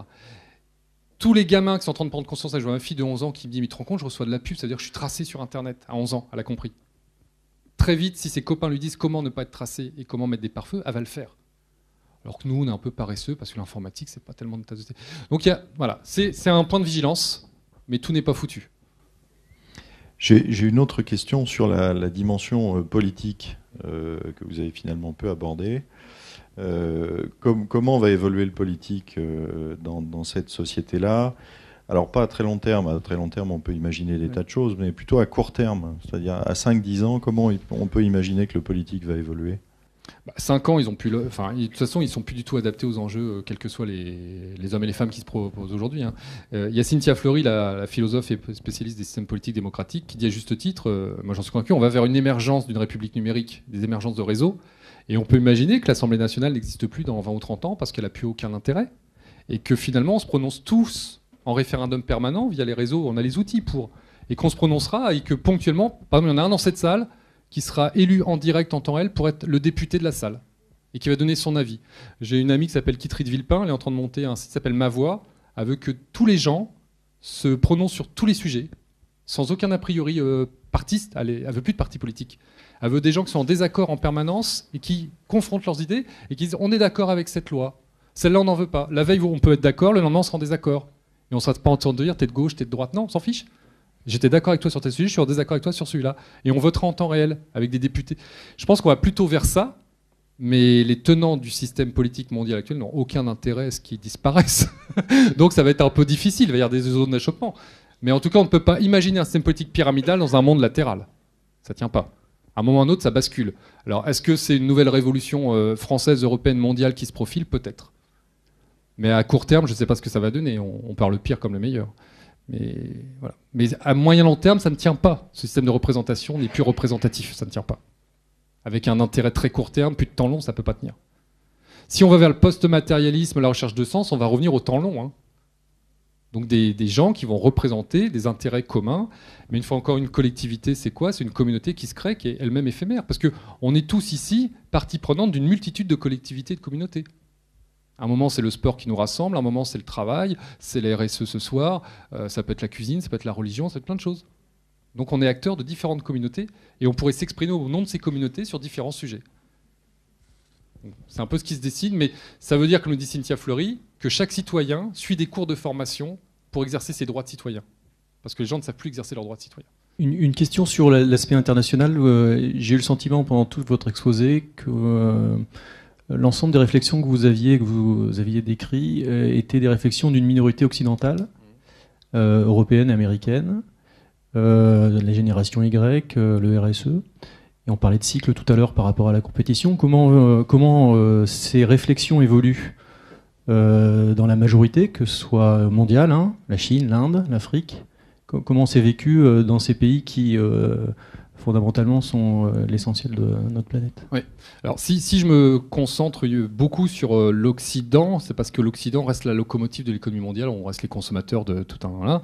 Et donc, on a une responsabilité plus importante que les autres. C'est-à-dire que ce n'est pas aux Africains de dépolluer, c'est à nous. Ce n'est pas aux Chinois d'être les premiers dépollués, c'est à nous d'arrêter de leur exporter notre pollution, etc. Après, il faut prendre conscience du fait que la génération digitale, elle est mondiale. Donc il y a un intérêt commun, il y a un comportement commun. Il y a des gens comme Emmanuelle Duez, une jeune fille qui a travaillé beaucoup sur la génération Y. Elle explique très bien que sur 70 pays dans le monde, on a des jeunes qui ont les mêmes attentes. Alors certains sont dans la rue, ils veulent survivre. Hein, c'est pas, il faut être. Mais moi aussi qui ai voyagé un peu, je me suis rendu compte que partout maintenant, il y a au moins un cybercafé dans le monde, voire ils ont disparu. Et des smartphones ont envahi tous les pays du monde. Donc il y a une certaine uniformité qui se met en place, tout en acceptant des rythmes différents. Donc il faut accepter le fait qu'il y a une attente commune de faire mieux avec moins, de moins polluer, parce que le Chinois moyen en a ras-le-bol hein, de vivre à Pékin et à Shanghai. Et en même temps, il faut accepter le fait que les attentes de 80% de la population africaine ne sont pas les mêmes que les attentes des Occidentaux. Mais le monde n'a jamais évolué de manière uniforme. Donc moi, ça ne me gêne pas. C'est que pour moi, mon propos, c'est de dire nous, Occidentaux, nous avons une forte responsabilité parce que nous sommes les principaux destructeurs de cette planète depuis 2 siècles. Et c'est parce que nous voyageons, parce que nous consommons beaucoup, que nous avons cette responsabilité. Donc montrons l'exemple sur certains points et entraînons les autres vers une voie plus soutenable. Mais ce qui est en train de se passer, c'est que c'est les pays d'Afrique, les pays d'Asie qui sont en train de montrer la voie. Ils sont très innovants en matière environnementale, en Afrique et en Asie, et on a des leçons à prendre. Il y a des bidonvilles, par exemple, aussi en Amérique du Sud, qui sont totalement éco-responsables, totalement économie circulaire, et dont des chercheurs, des sociologues vont voir ce qui se passe pour comprendre comment ils ont fait. Et je pense que, il faut qu'on prenne notre part de responsabilité, qu'on prenne conscience de ça, et 2, après, qu'on fasse preuve aussi d'humilité par rapport à ces pays-là, qui vont nous donner des leçons. Parce qu'eux, ils sont passés de 0 téléphone fixe au téléphone mobile. Hein. Et le Kenya est passé de 0 banque à la banque où on paye en SMS. Donc vous voyez, ça va très vite. Donc je ne suis pas inquiet par les distorsions de revenus, les distorsions de... Voilà, le gars qui pousse un pouce-pouce en Inde, oui, il s'en fiche du transhumanisme et du soutenable. Ça, on est d'accord. Mais comme en France, il y a des gens qui jettent leur boîte de McDo par la fenêtre encore. Hein, il y en a quelques-uns. Bon, bah voilà, tant pis pour eux, on avance. Il faut accepter la différence de rythme, le fait qu'effectivement... Alors, une dernière chose, et j'arrête de parler, c'est qu'on pourrait croire que c'est une distorsion de concurrence de se mettre des barrières sociétales environnementales que non pas. Moi, je pense que justement, c'est là qu'on va innover, qu'on va prendre un temps d'avance. Ça peut coûter à court terme, mais c'est ce qui nous fera sortir par le haut. Alors si on essaye de niveler avec 0 réglementation sociale et environnementale, on est sûr de sortir par le bas. Enfin, c'est comme ça que je vois les choses maintenant. Mais on n'a pas beaucoup parlé de la formation et de l'éducation, mais c'est sûrement là aussi qu'on va trouver la source à de nombreux problèmes. Le dernier terme que tu utilisais, c'est changement de la façon de penser. Je ne sais plus quel était le terme déjà. Mais là, il y a un gros sujet chez nous, en France, par rapport à d'autres pays qui ont peut-être déjà intégré cette notion de collaboratif ou coopératif dans l'enseignement. Et là, il y a sûrement beaucoup de choses à faire, mais on est à l'état zéro. L'Europe du Nord est très en avance. Hein. Allez voir la Finlande, ce qui se passe, la Suède, la Norvège, où un enfant qui est bon travaille par terre dans la classe en rond avec d'autres enfants qui sont moins bons pour lui expliquer. Déjà, il n'y a pas de chaise et de table. Parce qu'ils ont compris que mettre un enfant derrière une table toute la journée, c'est impossible, il ne peut pas. Autant qu'il joue dans la classe, il va apprendre en jouant. Et après, je pense que là aussi, alors on est très en retard, mais les choses sont en marche. Que ce soit dans les universités, dans les écoles, il se passe des choses. Ça va peut-être pas assez vite, ça je suis d'accord. Mais... Oui. Ah oui, dans le supérieur ça bouge, dans le primaire ça bouge peut-être moins vite, mais il y a plein d'initiatives, hein. Montessori, là j'entendais l'autre jour Simplon, je ne sais pas si vous connaissez Simplon, etc. Il y a plein de choses qui arrivent, qui sont émergentes, c'est pas majoritaire, mais il y a des initiatives qui sont en train de venir. Et comme le dit Edgar Morin, il faut accepter le fait que tout ça est insignifiant pris séparément, mais il y a plein de choses diffuses qui sont en train de se faire, et quelque part un jour c'est comme un jeu de Go, le damier va se retourner, on va changer de couleur. Mais bon, ce qui n'empêche qu'il faut encourager les gens à bouger, on est d'accord. Il ne faut pas s'endormir sur nos lauriers, mais il y a des choses qui se passent. Après, c'est clair que c'est pas assez rapide. Il faudrait que ça aille plus vite. Mais c'est toute la complexité de faire bouger un écosystème, hein. C'est qu'il faut que tout le monde bouge quasiment en même temps. Et plus il y a d'éléments qui bougent, plus des gros éléments bougent et plus le système se met à bouger. Et c'est toute la difficulté. C'est qu'on a un sentiment d'impuissance individuelle en se disant mais ça bouge pas assez vite, qu'est-ce que je peux faire moi ? Il faut accepter que tout se mette en mouvement progressivement. Et à l'arrivée, ça bascule. Mais bon, c'est pas gagné par contre, hein, je suis d'accord. Ce que j'ai l'impression, le nouveau monde qu'on veut construire un peu, il se base beaucoup sur la confiance entre les gens. Et en même temps, donc c'est ce que j'aime beaucoup avec votre exposé, un peu le côté systémique, on montre tout ce qui se passe et on fait le lien entre tout, c'est vachement intéressant. Et en même temps, ce que vous appelez les barbares, c'est justement des gens qui ont utilisé les outils du collaboratif, mais qui ont coupé la confiance parce qu'ils ont fait un système capitaliste, etc.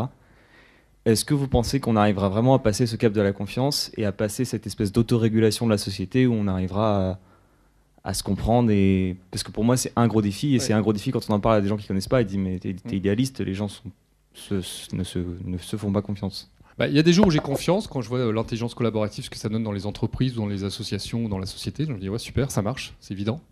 Il y a des jours où j'ai moins confiance parce qu'il y a une récupération de certains systèmes pyramidaux, comme tu l'as décrit, qui veulent casser le jouet, qui veulent se l'accaparer. Tout est ouvert. Ça tient qu'à nous, mais je crois qu'on n'a pas vraiment le choix. C'est que si on ne change pas les choses, l'humanité disparaîtra. Donc comme j'ai des enfants, c'est pour ça que je suis là ce soir, hein, c'est pour eux, c'est pas pour moi. J'essaie de travailler pour eux en me disant il faut qu'on y aille parce qu'on a des enfants. J'espère qu'ils auront des enfants, qui auront des enfants et qui vivront dans un monde soutenable, supportable. On n'a rien à perdre à essayer. Maintenant, une fois encore, c'est pas de l'angélisme, hein. Je suis bien conscient que les forces de résistance, elles sont extrêmement puissantes et qu'on va pas changer les choses sans se bouger sans se remonter les manches en tout cas.